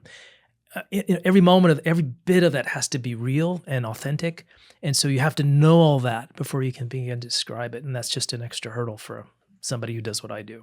It's amazing, and that's what leaves a first impression too, especially the first one in the first chapter. That is true. Yeah, Gets you a little Pulitzer, by the way. Apparently, yeah, the Pulitzer board likes that kind of scene. that's what did it. That's the first one right there. But when you sit down for that half hour and you're watching the hourglass and everything, it sounds like it's not so much. You're like, I need a certain number of words or a certain percentage of a chapter. You're more just like locked in, and if you write. And correct me if I'm wrong here, if you end up writing 200 really important great words or 2,000 very well written out outlines of what's going to end up being a bigger part of the chapter, either one is acceptable to you. Yeah, exactly. So it's not, you have an objective, which is to create this evocative moment for the reader in the beginning of the book, to get them kind of in a place, to transport them there. But you also have to be economical with the words, because if you overdo it, if it begins to feel tiresome, there's a kind of a line there. You start to lose people because they don't want to be that invested in time-wise into kind of being in a particular place. So you have to do it, in this case, in a paragraph. And it has to be the best paragraph you ever wrote, right. But you can't let it go on too long, because then you start to kind of err the other way, and people are just kind of tired of your, it's too much of a process. How do you balance that? Because you said once you have it. Yeah. But on the way there, I'm sure there's a lot of times with a paragraph like that where you're like, oh, I feel really good about this, but why do I feel like it's not finished? Yeah. Or what if I feel like it's too long? Yeah. And that's often if you see early drafts of that page, for example, there'll be, something else I tried to do there, a whole other image I tried to kind of layer on that felt excessive to me. And so I'm very aggressive in the cutting after I've finished the first try. Then I realize that, okay, I like where this is going, but it's too much, and I have to chop it by a third. And that's my own kind of a voice in my head saying, don't lose the reader here. Get them hooked on this spot, but don't give them too much. Just give them enough to kind of transport them there, and then move on to the next thing you're trying to do in the scene. And I imagine it varies scene to scene, like when you are chopping away. But do you find patterns sometimes maybe of, there's too many prepositional phrases of descriptions here, or, I'm given extra quotes where I don't need them. Is there a usual kind of where the fat gets trimmed, or? I like to think that it's my own self-editing, and it is trying to be just fierce about chopping out those extra prepositions and adjectives, and it's aspiring to an economy of words that is exactly what you need, but no more. And sometimes I'll succeed at that, and sometimes it'll be an editor will come and look at it and say, yeah, it's great scene, a little too long. Can you cut it some? And what I found, the struggle with Carlos' book was that I ended up cutting whole chapters, because I would write something and I try to insert some historical context because I think it's important. And I realized when I'm finished that it was, interesting to me, but probably not really interesting to most people. And I'm going to lose people in this detail if I don't just cut that out and get right to the next interesting scene with Carlos's life. And that's a hard thing to do, because you'll spend a lot of time on that chapter, and then you realize, I'm going to just have to cut it. It's going to be gone. And then I realized I just wasted weeks, because it took a lot of time for the research and also the writing, and then just to discover in rereading it that it was just excessive, and you just have to let it go. So that's one of the painful parts. How has your writing changed and adjusted over the years based on people's shortening attention spans? Yeah, it is always top of mind with me because I know that people struggle to read, and that every page you have to be thinking, people who read this are going to have an option to keep going, or they can say, this is too much of investment, I'm going to go back to TikTok or something like that. Yeah. So every page has to be approached with a discipline of like, I have to make this interesting enough to make you want to read the next page and to give some value. Used to be like in longer news stories, we'd sometimes talk about leaving little jewels in a long story. You don't want to have just facts. You want to leave the reader with little surprises, little things they might not have expected, little quotes that kind of make something feel real and interesting, and sprinkle those throughout a long story so that it becomes, they're little rewards for the reader when he gets to the next chapter. And I feel like I need to do that in my books too. Have you ever seen Matt Stone and Trey Parker from South Park talk about storytelling? I know I've seen a little of that, but you'll be able to tell it better than me. But I know they have a real interesting discipline about it. Yeah, I want to find the clip because I think with art and storytelling is one of the most prime things in any kind of art. There's different ways to get there. There's not a straight formula. Like I've always taken issue with people talking about the formula of like a hit song. Yeah, there's sometimes where that can work, but then you'll see a lot of great art, a lot of great songs made. Yep, that's it. Okay. We'll get that in a second. But a lot of great songs made that challenge brand new boundaries, where they didn't write it with the let me get this at the top of Z100. They wrote it as like, I feel this. This is me, and then suddenly, guess what? People feel that because it's genuine. Yeah, it's emotional power. So people have different ways of going about it, but this is a great clip, right? I think this is it. Well, I want the one where they talk about, it's at NYU, so that's the one, but they talk about like the but then instead of and. Yeah, you know the one I'm talking about? Yeah. For people out there. This is it? So it's only 36 seconds? Yeah. Okay, let's play this real quick so people got this, and then we'll talk about it. We can take these beats, which are basically the beats of your outline, and if the words and then belong between those beats, you're f***ed, basically. You got something pretty boring. What should happen between every beat that you've written down is either the word therefore or but. And that's why you get a show that feels like, okay, this to that, to this to that, but this, here's the complication to that. Just like this happened and then this happened and this happened. That's not a movie, you know, that's not a story. Like Trey said, it's those two, but, because, therefore, that gives you the causation between each beat, and that's a story. I love that. You can't string a bunch of facts along with ands. It has to be reasons, a therefore or a but, so people want to move on to the next part or to the conclusion.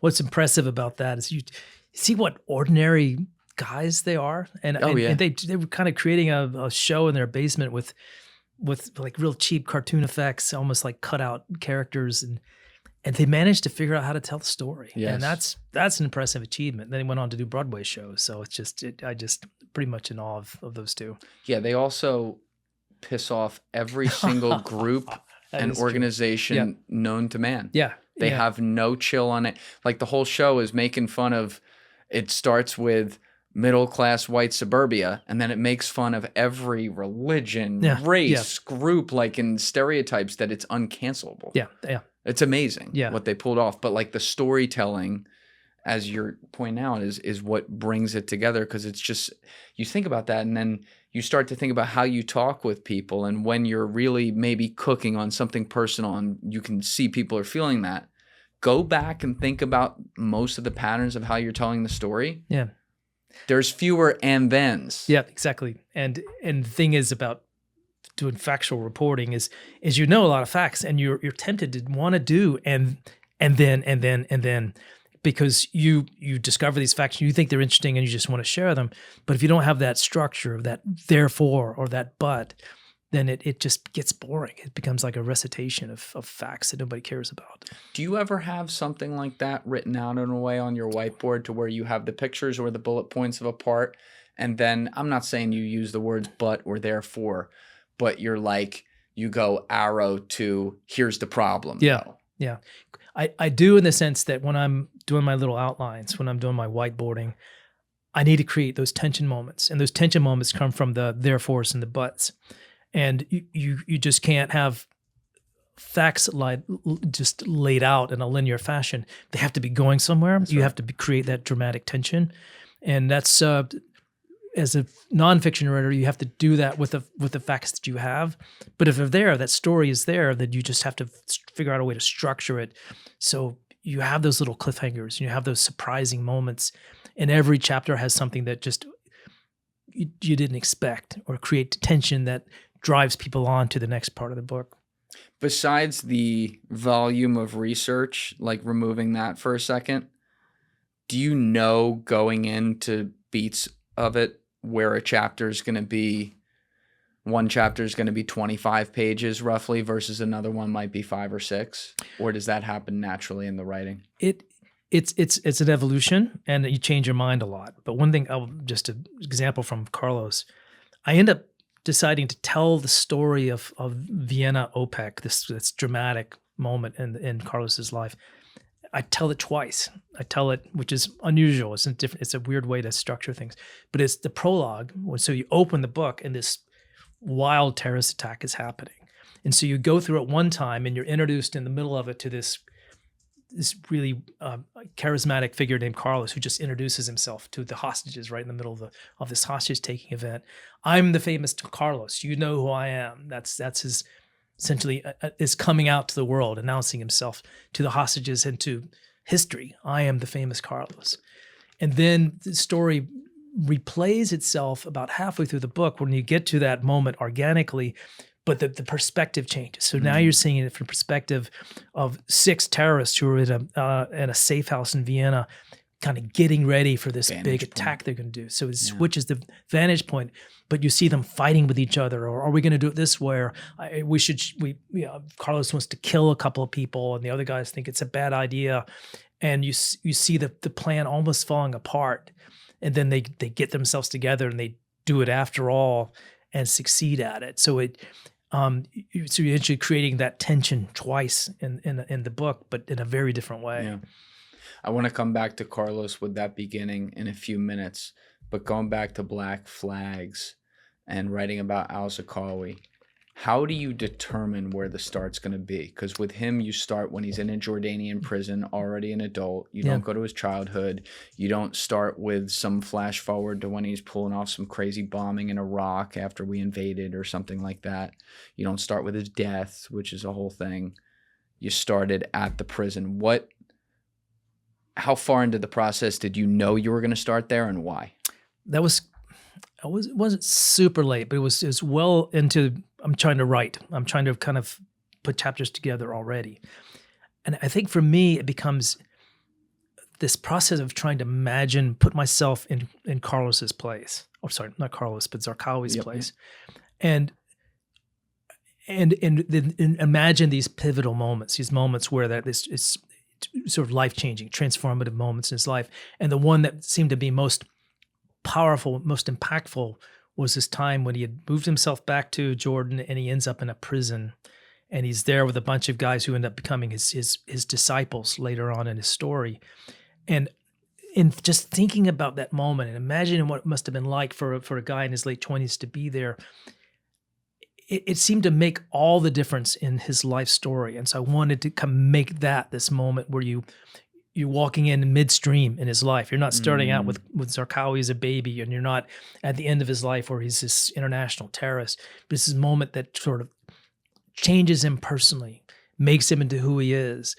And it's such a colorful place. It's such a evocative place that if I can put readers in that moment with him, in that prison, in that desert, then you've not only kind of transported readers to a different place in time, but it happens to be the moment that young Zarqawi is making this shift from being just a ne'er-do-well, street thug to being a leader of men. That happens in prison. So I wanted to make that moment, really powerful for readers. I was really lucky to just have the great H.W. Brands sitting there. Oh, well. Like a month and a half ago or a couple months ago. Great guy. Obviously, he's written like 42 American history books in 39 years. And I've loved some of the books he's written. But he talked to me about the relationship particularly in biographies that he has with the subject, to where he's like, I lived with this person for a year. Yeah. I read everything they ever wrote, everything that was written about them. You get to know them. You start when they were a baby, you end when they're dead. And he talks about the emotions sometimes when he has to go kill them at the end because they died. Yeah. And how it's like, in one case, you could have a Teddy Roosevelt where he's like, oh, thank God, this guy was exhausting. Great guy, but like, holy shit. He's too much. You know, too much coffee. And then with a Ben Franklin where he's like, I'm crying because I just spent 84 years with Ben Franklin in a way. And he was an amazing man. And now this giant is dead. You know, so what I wonder is when you're writing about an al-Zarqawi, in the case of someone who's now dead, or even like a Carlos the Jackal who's still alive, with the al-Zarqawi one, when you open in the prison right there and you're seeing that moment where he takes the full step forward and has the disciples and says, I want to be a leader of men and start the movement. You're writing it out with beautiful prose. But do you have a moment where you're almost like in the room going, no, like Matthew McConaughey, don't do it, God damn it. Yeah. Like where you're fighting and you're like, shit, I got to write that he's like, yeah, I'm going to become this guy. Yeah. And that's kind of been my curse in with my writing career, is that I keep coming back to these bad guys. And so you want to understand them and you want people to kind of understand their journey, but they're terrible people. So you don't really want them to empathize with them. I've been having this conversation actually with families. I need to have a hero as the center of a book for the next one, instead of these really exhausting criminals, because they're very, enticing stories, and they make great tales, but they're bastards. They're horrible people, and so you don't really sympathize for them. But I feel they're necessary stories to tell in my opinion, because they kind of help explain where we are as a society. But yeah, it is kind of a really odd thing where you're so deeply into this personality and what makes them tick, and also understanding not just their flaws, but their pathology. Yes. These are really deeply sick individuals, and they do Right. terrible things. So you're writing about these bad people. Is it similar? Do you have a process like a lot of script writers will have, where they'll write down tone and theme words before they ever write a word of like, what is the tone of this script? This is the story I'm telling, but these are the emotions that I kind of want people to feel. Do you ever do that? I do it sometimes with an aid of music, and this is maybe unusual, but I have a playlist that has tone attached to it. This is dark music. So I'm in a dark place, I'm in a desert, and I've got music to match. And I like to have like music in the background that's not kind of distracting, but it kind of helps evoke the mood that I want to create. Yeah. So I really like to do that. All right. What was the music playing in the background for Black Flags? So there's some really, one playlist has a lot of Mozart, especially in his Requiem period.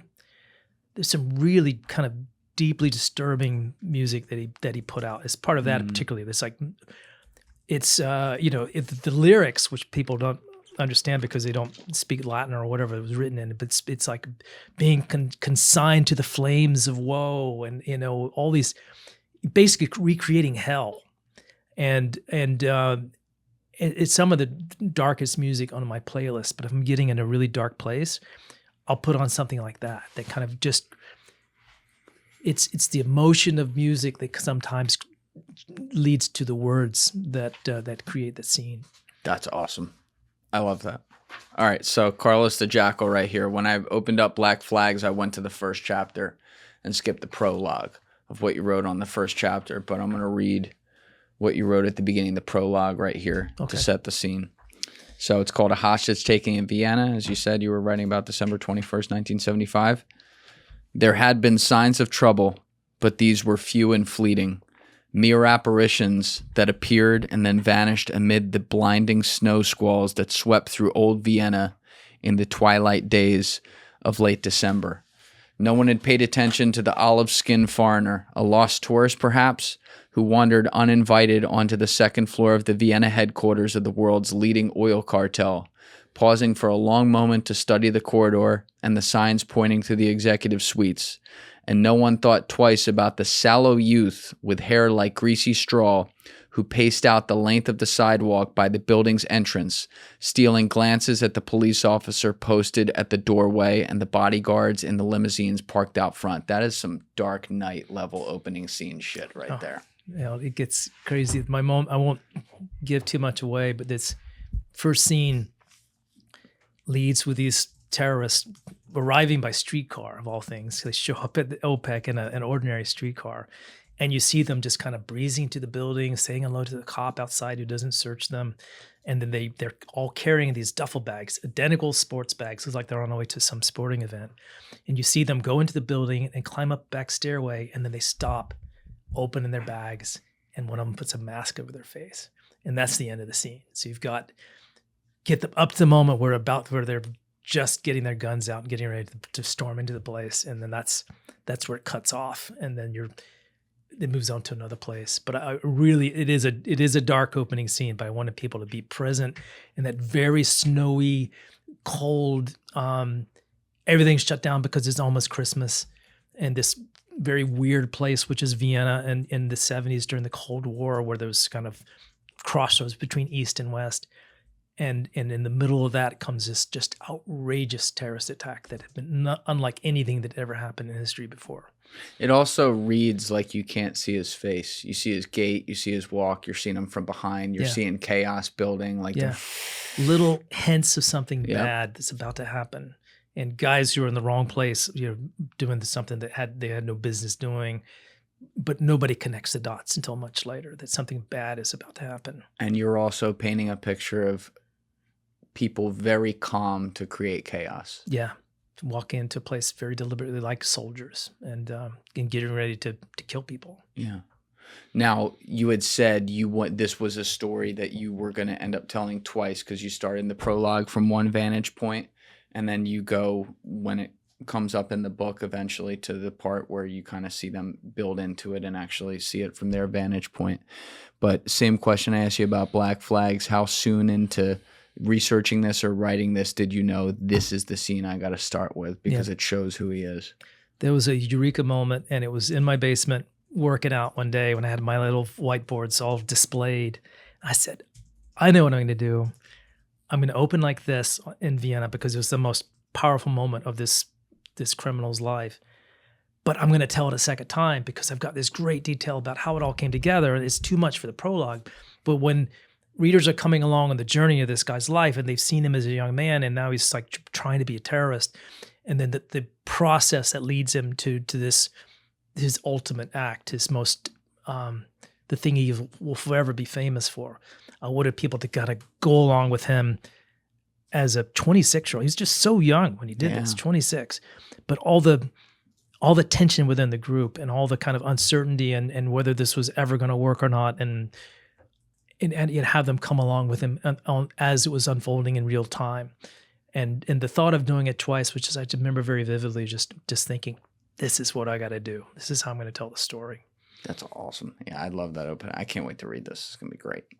But you talk about that kid that just was kicked out of school and then spawned in the Middle East and Lebanon and said, sign me up. Yet it's strange because he comes from a wealthy family that happens to be communist. So he has Che Guevara, as you said, is like this heroic figure. So he wants to get the fame almost that comes with that. But he decides to put himself at what, age 19, 20, 21? 20 when he moved. Okay, 20 when he moves there.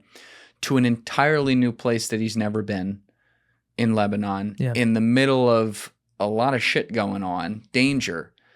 And it's like somehow seemingly his very natural environment. He seemed to have a real, I don't know if I'm reading into this too much, but like a lack of fear of death or danger. Yeah. If you go to chapter 1, after the prologue, it's basically opens with that. This young man who's walking into a place he's never been. But as the first couple of sentences indicate, he just, his one trick in life was to act as though he owns the world, act as he belongs here. I'm I'm fearless. I don't know Arabic at the time. He didn't speak any Arabic. He didn't know any, never been to the Middle East before. But his one trick is he could just put himself in a place and act as if he belonged there. That's why people didn't question when he would walk into, OPEC in 1975 with guns hidden in a bag and never get stopped and questioned because he just had this way of just seeming like, I belong here.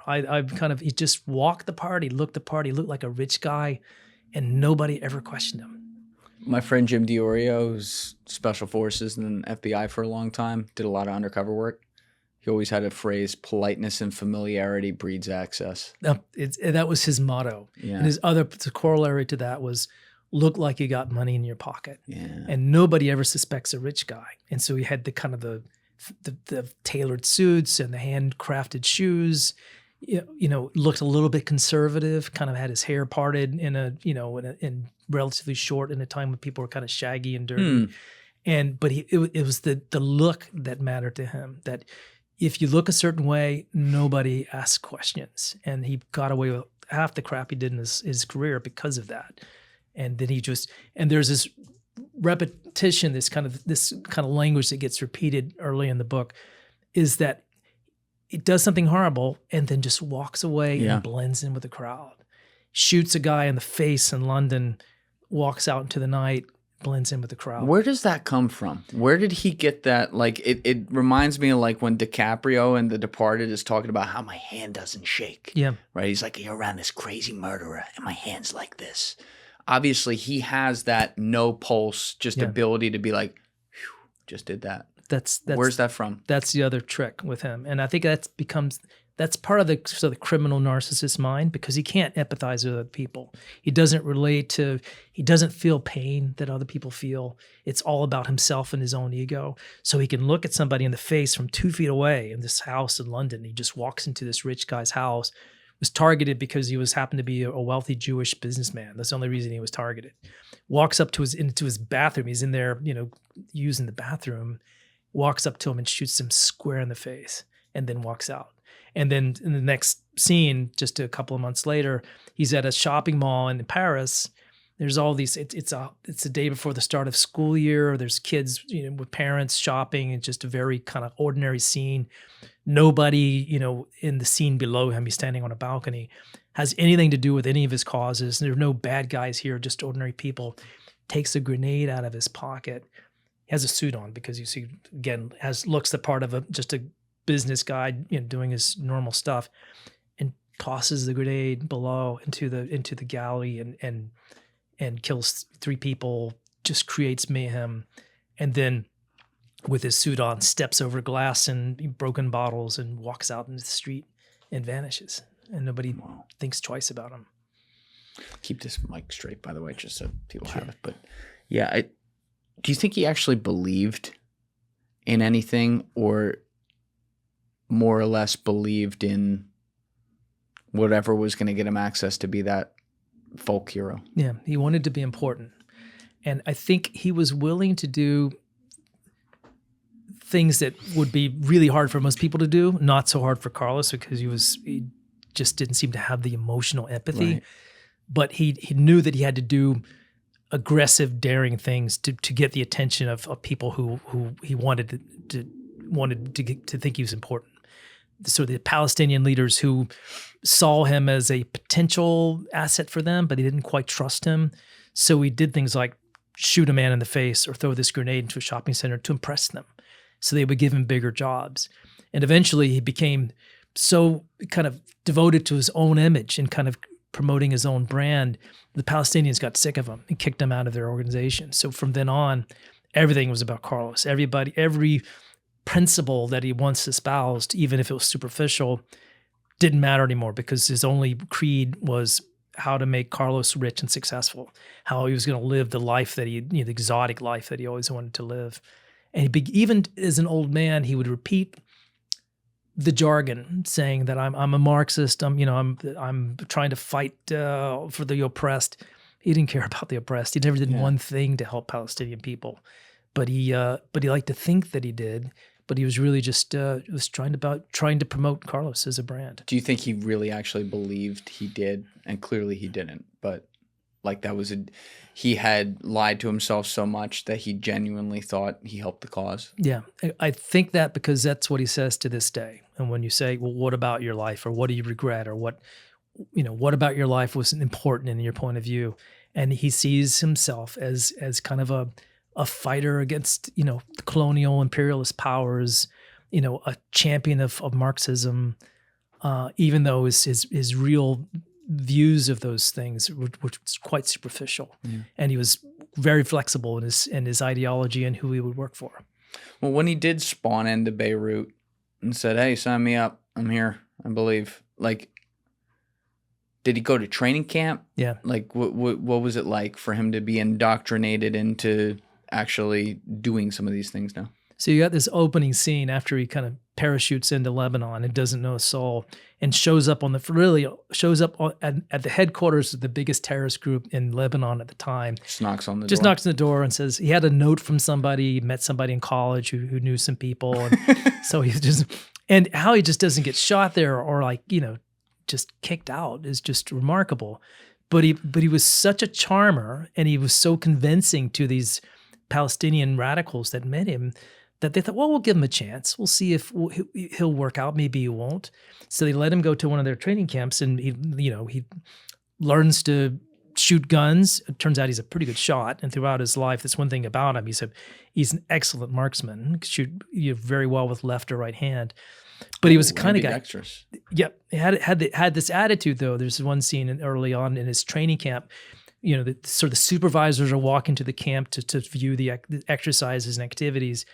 And there's Carlos kind of kicking back on his cot, smoking a cigarette, just kind of ignoring, all the training that's going on around him. And he says, "It's all make-believe. None of this is important. I'm here to learn how to do real things. This isn't real."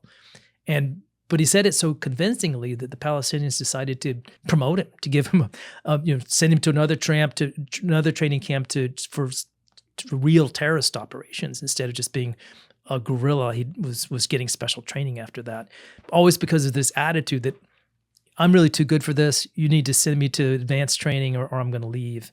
And he got his way. Were his parents still alive at that point? They were, and they didn't know about his little caper going off to the Middle East. And so he ends up, after some months there and getting involved in fighting, he becomes involved in real violence. Goes back to London where his parents had moved to, and his parents are just distraught. We're all crazy with worry about you. Where have you been? And his answer to his dad was, "I've been in the Middle East learning how to kill Jews." Whoa. Yeah, great line. What does dad say? His dad saw the Israelis as being evil as far as from his Marxist worldview. So I think they didn't particularly like that language, but they didn't.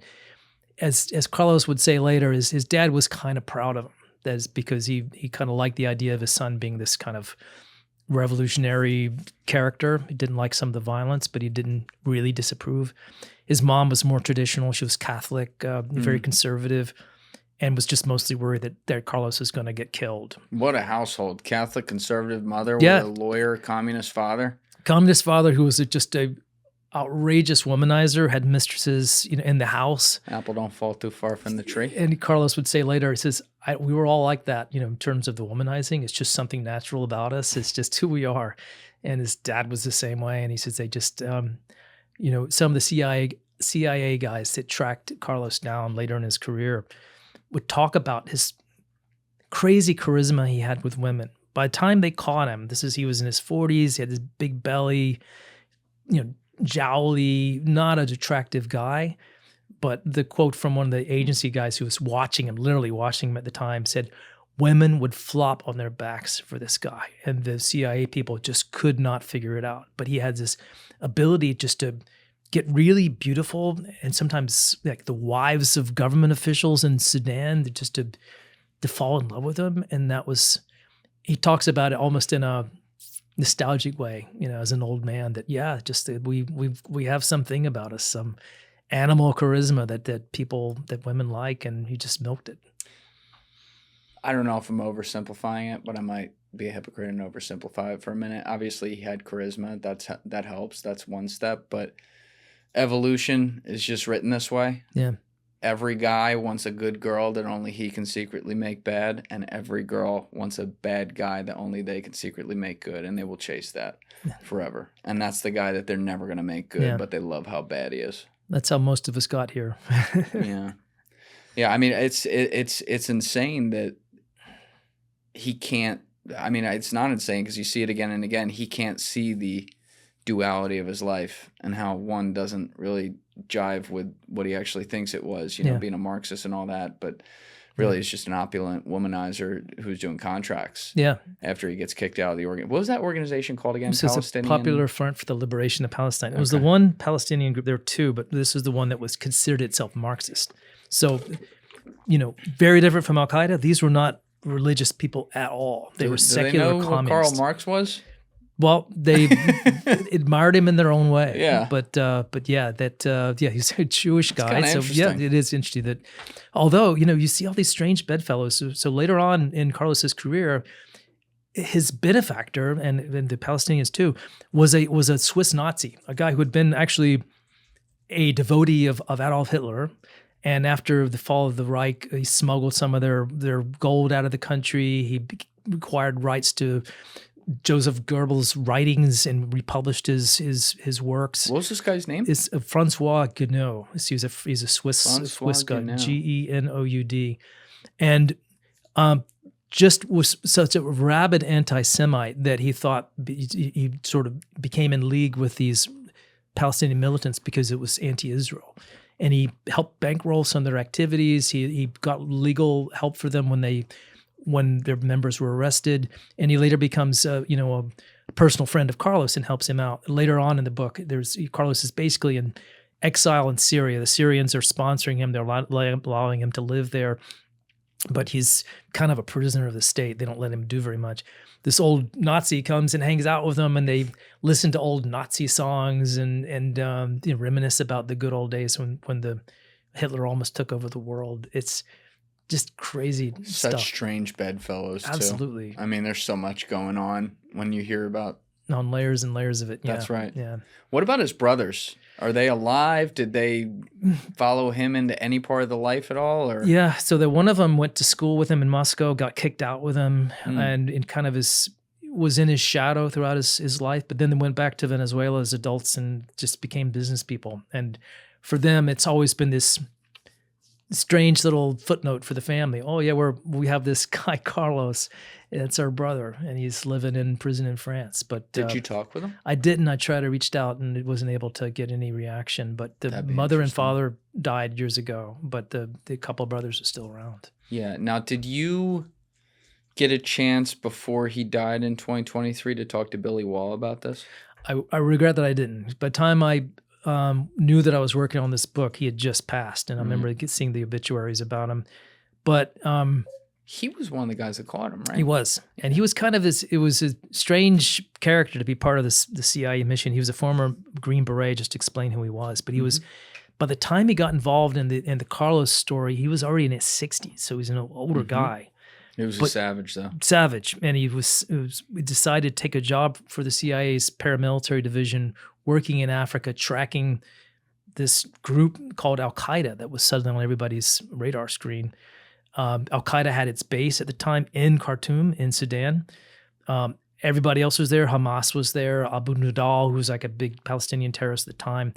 Every bad organization you could think of had headquarters in Sudan.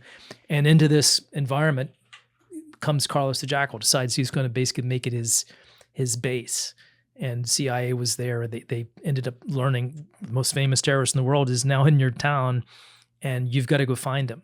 And Billy Waugh, this retired Green Beret, becomes one of the operatives that helped track him down. And they got so close to him. There's a scene near the end of the book where they realized they don't even have to watch him all the time because they could predict every minute of his day.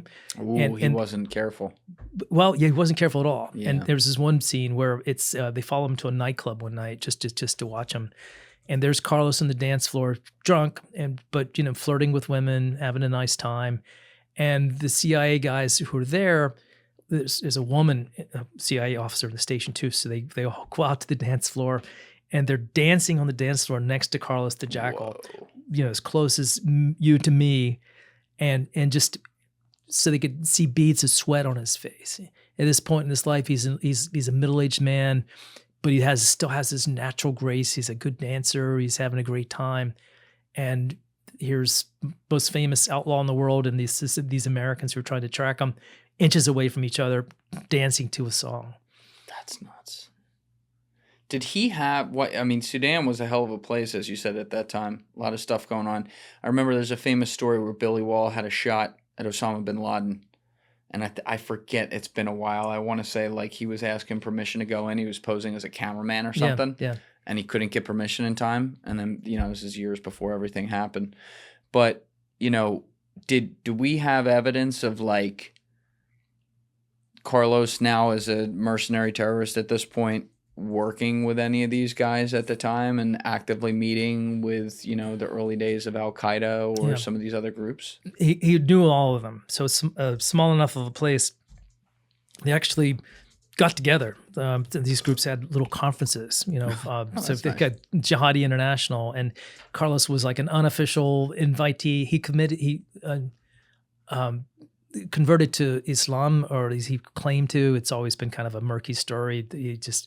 I think he made the conversion because he wanted to marry another woman without divorcing the woman he was married to. So bigamy is allowed, and so he becomes a Muslim for that reason. But because he's Muslim, he's kind of grandfathered into the community, so they all know each other. But Carlos is a bit of an odd duck even back then. He's not a jihadist, he's a secular terrorist, and he's not, not an Arab. He doesn't belong to any of the other groups. He's just kind of this weird guy out by himself. But they all knew each other. It was kind of a clubby place. So he's a secular terrorist, but he comes up working with, a Palestinian organization fighting for liberation through the things they do. That's an interesting way to describe him. There's this moment in the middle of the OPEC hostage situation where the Viennese send an Iraqi negotiator in to try to figure out who Carlos is and what he wants. And he tells them, we're the arm of the Arab Revolution. And the Iraqi guy says, but you're not Arab. What are you doing here? And that's always been kind of the thing about his life and his career. He was working for people that he had absolutely in causes he had nothing to do with. Yeah. And that kind of makes him stand out. There were lots of terrorists at the time. None of them were memorable to us because they have names we can't pronounce. They sort of self-sacrificing. A lot of them got killed. But Carlos was this strange guy who was just not of any of those worlds. But he ends up being the face of international terrorism at the time just because he was different. He was charismatic. He was kind of milked the publicity part of it. Just a very, very strange guy. And he got the name from a British tabloid? Yeah. Is that right? How did that happen? He had like a fake passport or something? Yeah. So his name is Illich, and he never tried to change it. But he had, he said, in interviews that he had like 100 fake passports in his time. And one of them happened to be a guy named Carlos. He called himself a Peruvian businessman. And when he was arrested, or when the police figured out in France that they wanted to catch him, they found one of his passports, and his name in the passport was Carlos, and they thought that's really who he was. The Jackal part of it was just an accident because one of the safe houses he stayed in London, the reporters were kind of pouring over the house, and they found like caches of weapons that he had there. They also found a copy of this novel by Frederick Forsyth called The Day of the Jackal. It was a famous novel at the time, became a movie, recently made into a TV series.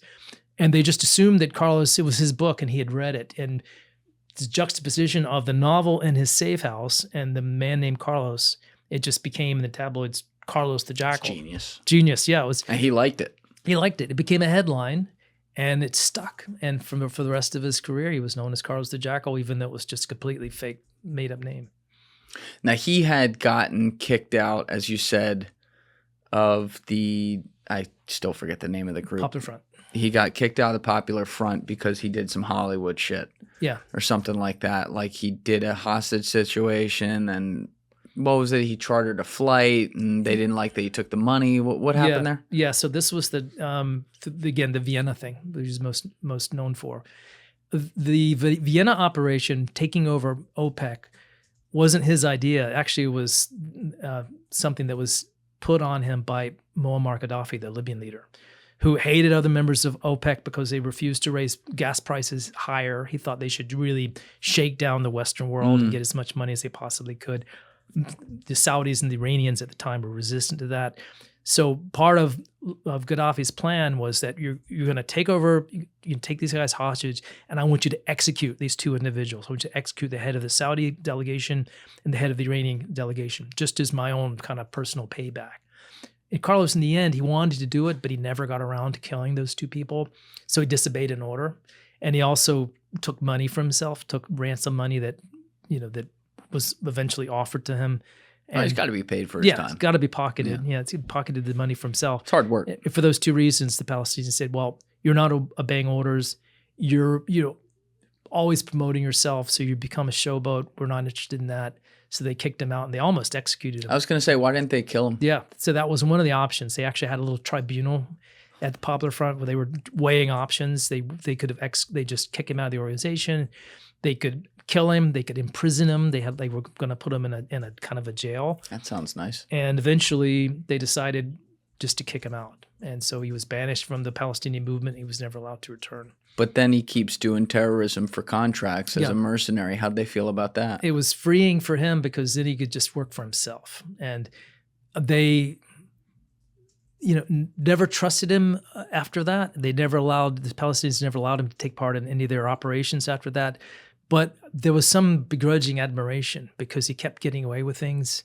And he, kept making the newspapers, and they were all fascinated by that. But he became a free agent, basically. He decided that he would work for whoever would pay him money, and that was going to be the rest of his career. He was a mercenary terrorist. But he had guys working for him, right? It's not like he's just on his own. He had people that were on his payroll. Yeah, he had a gang. It was it was an international game.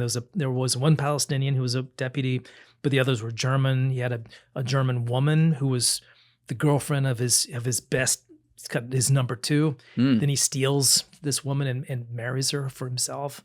Nice thing. And the guy just took it. He said, we're changing living arrangements now. So the woman was living with this other guy, and then suddenly next day she's living with Carlos instead, and then she becomes a terrorist with him, and they do things together. Well, at least he was into diversity. He was into diversity. In fact, she would say about him that she was drawn to him because he promoted women's equality and kind of gave women important positions in the organization. That's right. Women terrorism, just to even the scales. They had a baby together, and then he just abandoned her and ran off with some other woman instead. So that was kind of Carlos's style. How many children does he have? So he has one actually from that I mentioned that he impregnated a woman in college. So this woman gave birth to a child, and Carlos never saw her. But there's somewhere in Cuba today, there's this woman who's Carlos's daughter. Oh, she's in Cuba. Yeah, Cuba. She made her way from Russia to Cuba. Because the mother was an exchange student from Cuba in Russia when he met her. And so that was his first love. And then he had a daughter with a German woman, the woman that he stole from his deputy. And she's still around. Apparently, there's a relationship between this woman and Carlos. They see each other occasionally. Wow. So, and that's it for kids that we know of? Yeah, that's it that we know of. There's grandkids now, so Carlos is a grandpa. But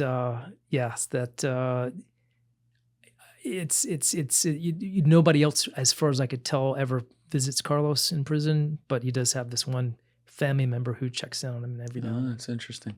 Now, he got caught because there was something wrong with his balls? Oh, yeah. That's what happened there? Wonderful kind of a interesting karma there. But he ran off with this other woman. She was a young Jordanian dental hygienist, and he met her in Jordan and fell in love with her, moved in with her, and then she goes to Khartoum with him. So they were together.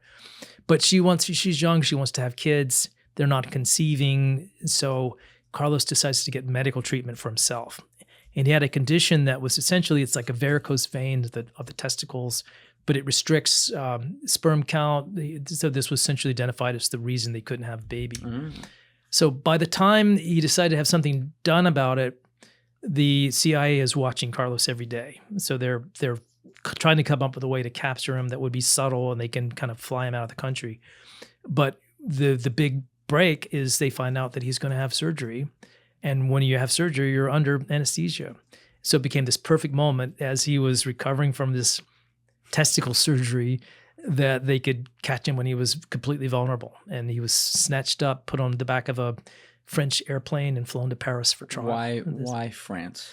Because it turned out that after the CIA had been watching him for all these weeks and were just waiting for the right moment, they checked back with the Justice Department and discovered there was no warrant for Carlos's arrest in the United States. He'd never killed an American, so no paperwork existed that would cover, an extradition to the United States. The French, on the other hand, had not only had warrants, but they had convicted him in absentia for a murder. And so the French very much wanted to get their hands on him. So they, CIA and the French worked together to bring him to justice. And the French basically got dibs on the body, and they were able to take him to Paris for trial. Did he wake up on the plane? Yeah, and there's a scene in the book where he's all groggy, but he's like, he knows he's been arrested, and he's on this plane, and he's trying to figure out who's got him and where they're taking him. So the French don't reveal that it's them. He's listening for voices, trying to figure out, getting clues about where he's heading. And he's trying to track the movements of the plane. The plane's taking off from Sudan. He knows what direction the runway is. So at first he's going to the east, and he's thinking, oh shit, they're going to send me to Saudi Arabia. The Saudis, have reasons for wanting him. Saudis behead terrorists. So they're going to go limb by limb with him. Terrible place to end up. Then the plane turns to the north, and it's clearly heading up the Red Sea. So I'm going to Israel. I'm going to be tortured to death. And then the plane keeps going for hours, so he realizes he's not going to Israel. And then finally, the moment of realization is the plane lands. It's European summer, like smell of grass and vegetation, and he hears French voices. And his reaction is, oh, thank God. It's a moment of relief because I'm in a country of laws. So I may never get out of this. I may be in prison for the rest of my life, which it turns out he was. But at least he's in a place where he's going to be treated under international He was okay rules. with that? He said, and he's described this to me, thank God, I'm in France. And I'm okay. I'm alive. And that's... So he wanted to live. He didn't care that he was going to be in a cell for the rest of his life. Yeah. As long as it wasn't being executed or maimed, he just wanted to live. That's really interesting. A guy whose whole life was based on living free under his own selfish, ways was going to have his freedom taken away from him, but he felt relief. No more high living, but he could live out his days in a I don't predictable believe him. way. Yeah, you don't think so? No, I think that's posturing. Yeah, maybe so. I think that's him puffing his chest. But he also thought, and that's one thing that came clear to me, is that he would get out one day. That even though the French had him, he kept thinking that the Venezuelans are going to make some prisoner swap. He really put his cards on that for a long time. There was going to be some kind of deal, and the Venezuelans are going to get him out, or that there'd be, his legal argument was that he was illegally detained, or legally captured, and repatriated to France against his will, and that some international court was going to overturn his conviction. He was going to get released. And he held on to that belief for I think he still somehow thinks that someday he's going to get out. He does? Yeah, that's going to be, he's going to be able to live it the rest of his life somewhere, outside prison. But he's next level delusional. Yeah, and now he's at an age where it's not going to happen. Mm-hmm. So, but I don't think it's completely sunk in, even after 30 years in jail. Did he tell you how many people he was willing to take responsibility for killing in his life? Yeah, he said it was almost. He made a point, almost as a way, I think, of intimidating me, of letting me know that he had killed 83 people with his own hand, and he directed the deaths of 1,000 others. He said that very explicitly and without being asked. He just How early in the conversation? It was pretty early on, and then he said something like, "And so you better watch what you write about me." So it was a kind of a threat. Oh, he hit you with that? Yeah. So like I've got sources and means, but he probably is full of crap with his numbers. The French tied 16 deaths to him. He certainly killed more people than that. Some of his allies and comrades he killed himself. So he is definitely responsible for a lot of deaths. Probably not 83, maybe half that, but nobody knows. Still a lot of people. That's 42 more bodies than you. More than you and I me. think. So yeah. Unless you're hiding something over there. What's below that basement? That's right. No Ben Franklin shit going on, right? There's a torture chamber. Okay. I still think Ben Franklin was innocent. He was just studying corpses, but it's Yeah. a little weird. Yeah, A it was little weird strange. that they found Yeah. that. Now that's crazy that you get to sit with him too after you've done all the work. And I messed it up. It was March 2025 when you talked with him. So you were here in March 2024 and you were gonna talk to him. I guess it still Oh, took a okay. while. Okay. So that was wrong. But you know, as you see the time coming up and you know he's about to have to leave, how'd you decide to leave it with him? Like, what was the last things you were talking about with him?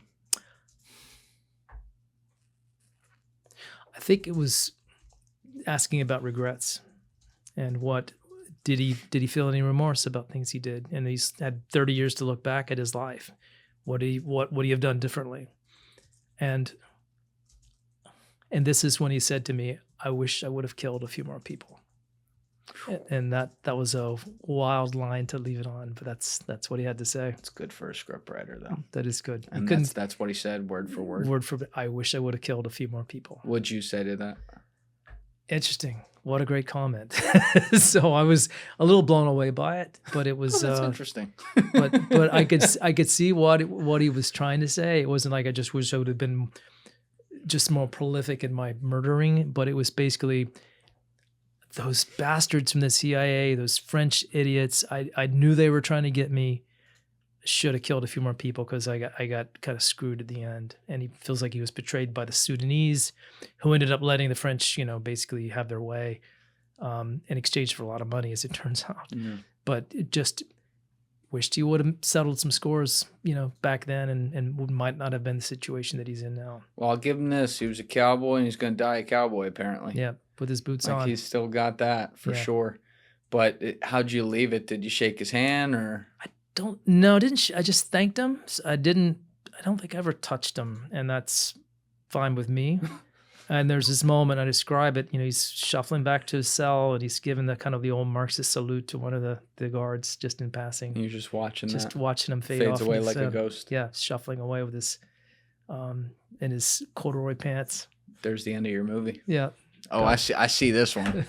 It's good. Well, I Very can't cinematic. I can't wait to read this. I know all your work's been amazing. We talk about it all the time on here, so a lot of fans are always reading your books, and now they got a brand new one to get into. We'll link that down below. The Jackal, The Rise and Fall of Carlos, the world's first super terrorist, played by Pedro Pascal on the cover. Absolutely. I'm just kidding. It's not. That's actually him. But Joby, thanks so much as always for coming through and It's a going through blast. everything. Always Always have a great time with you. All right, buddy. All right. Everybody else, you know what it is. Give it a thought. Get back to me. Peace. What's up, guys? Thanks so much for watching the video. If you have not subscribed, please hit that subscribe button before you leave, as well as leaving a like on the video. It's a huge, huge help. You can join my Patreon via the link in the description, and you can also join my clipping community via the Discord link down below. See you for the next episode.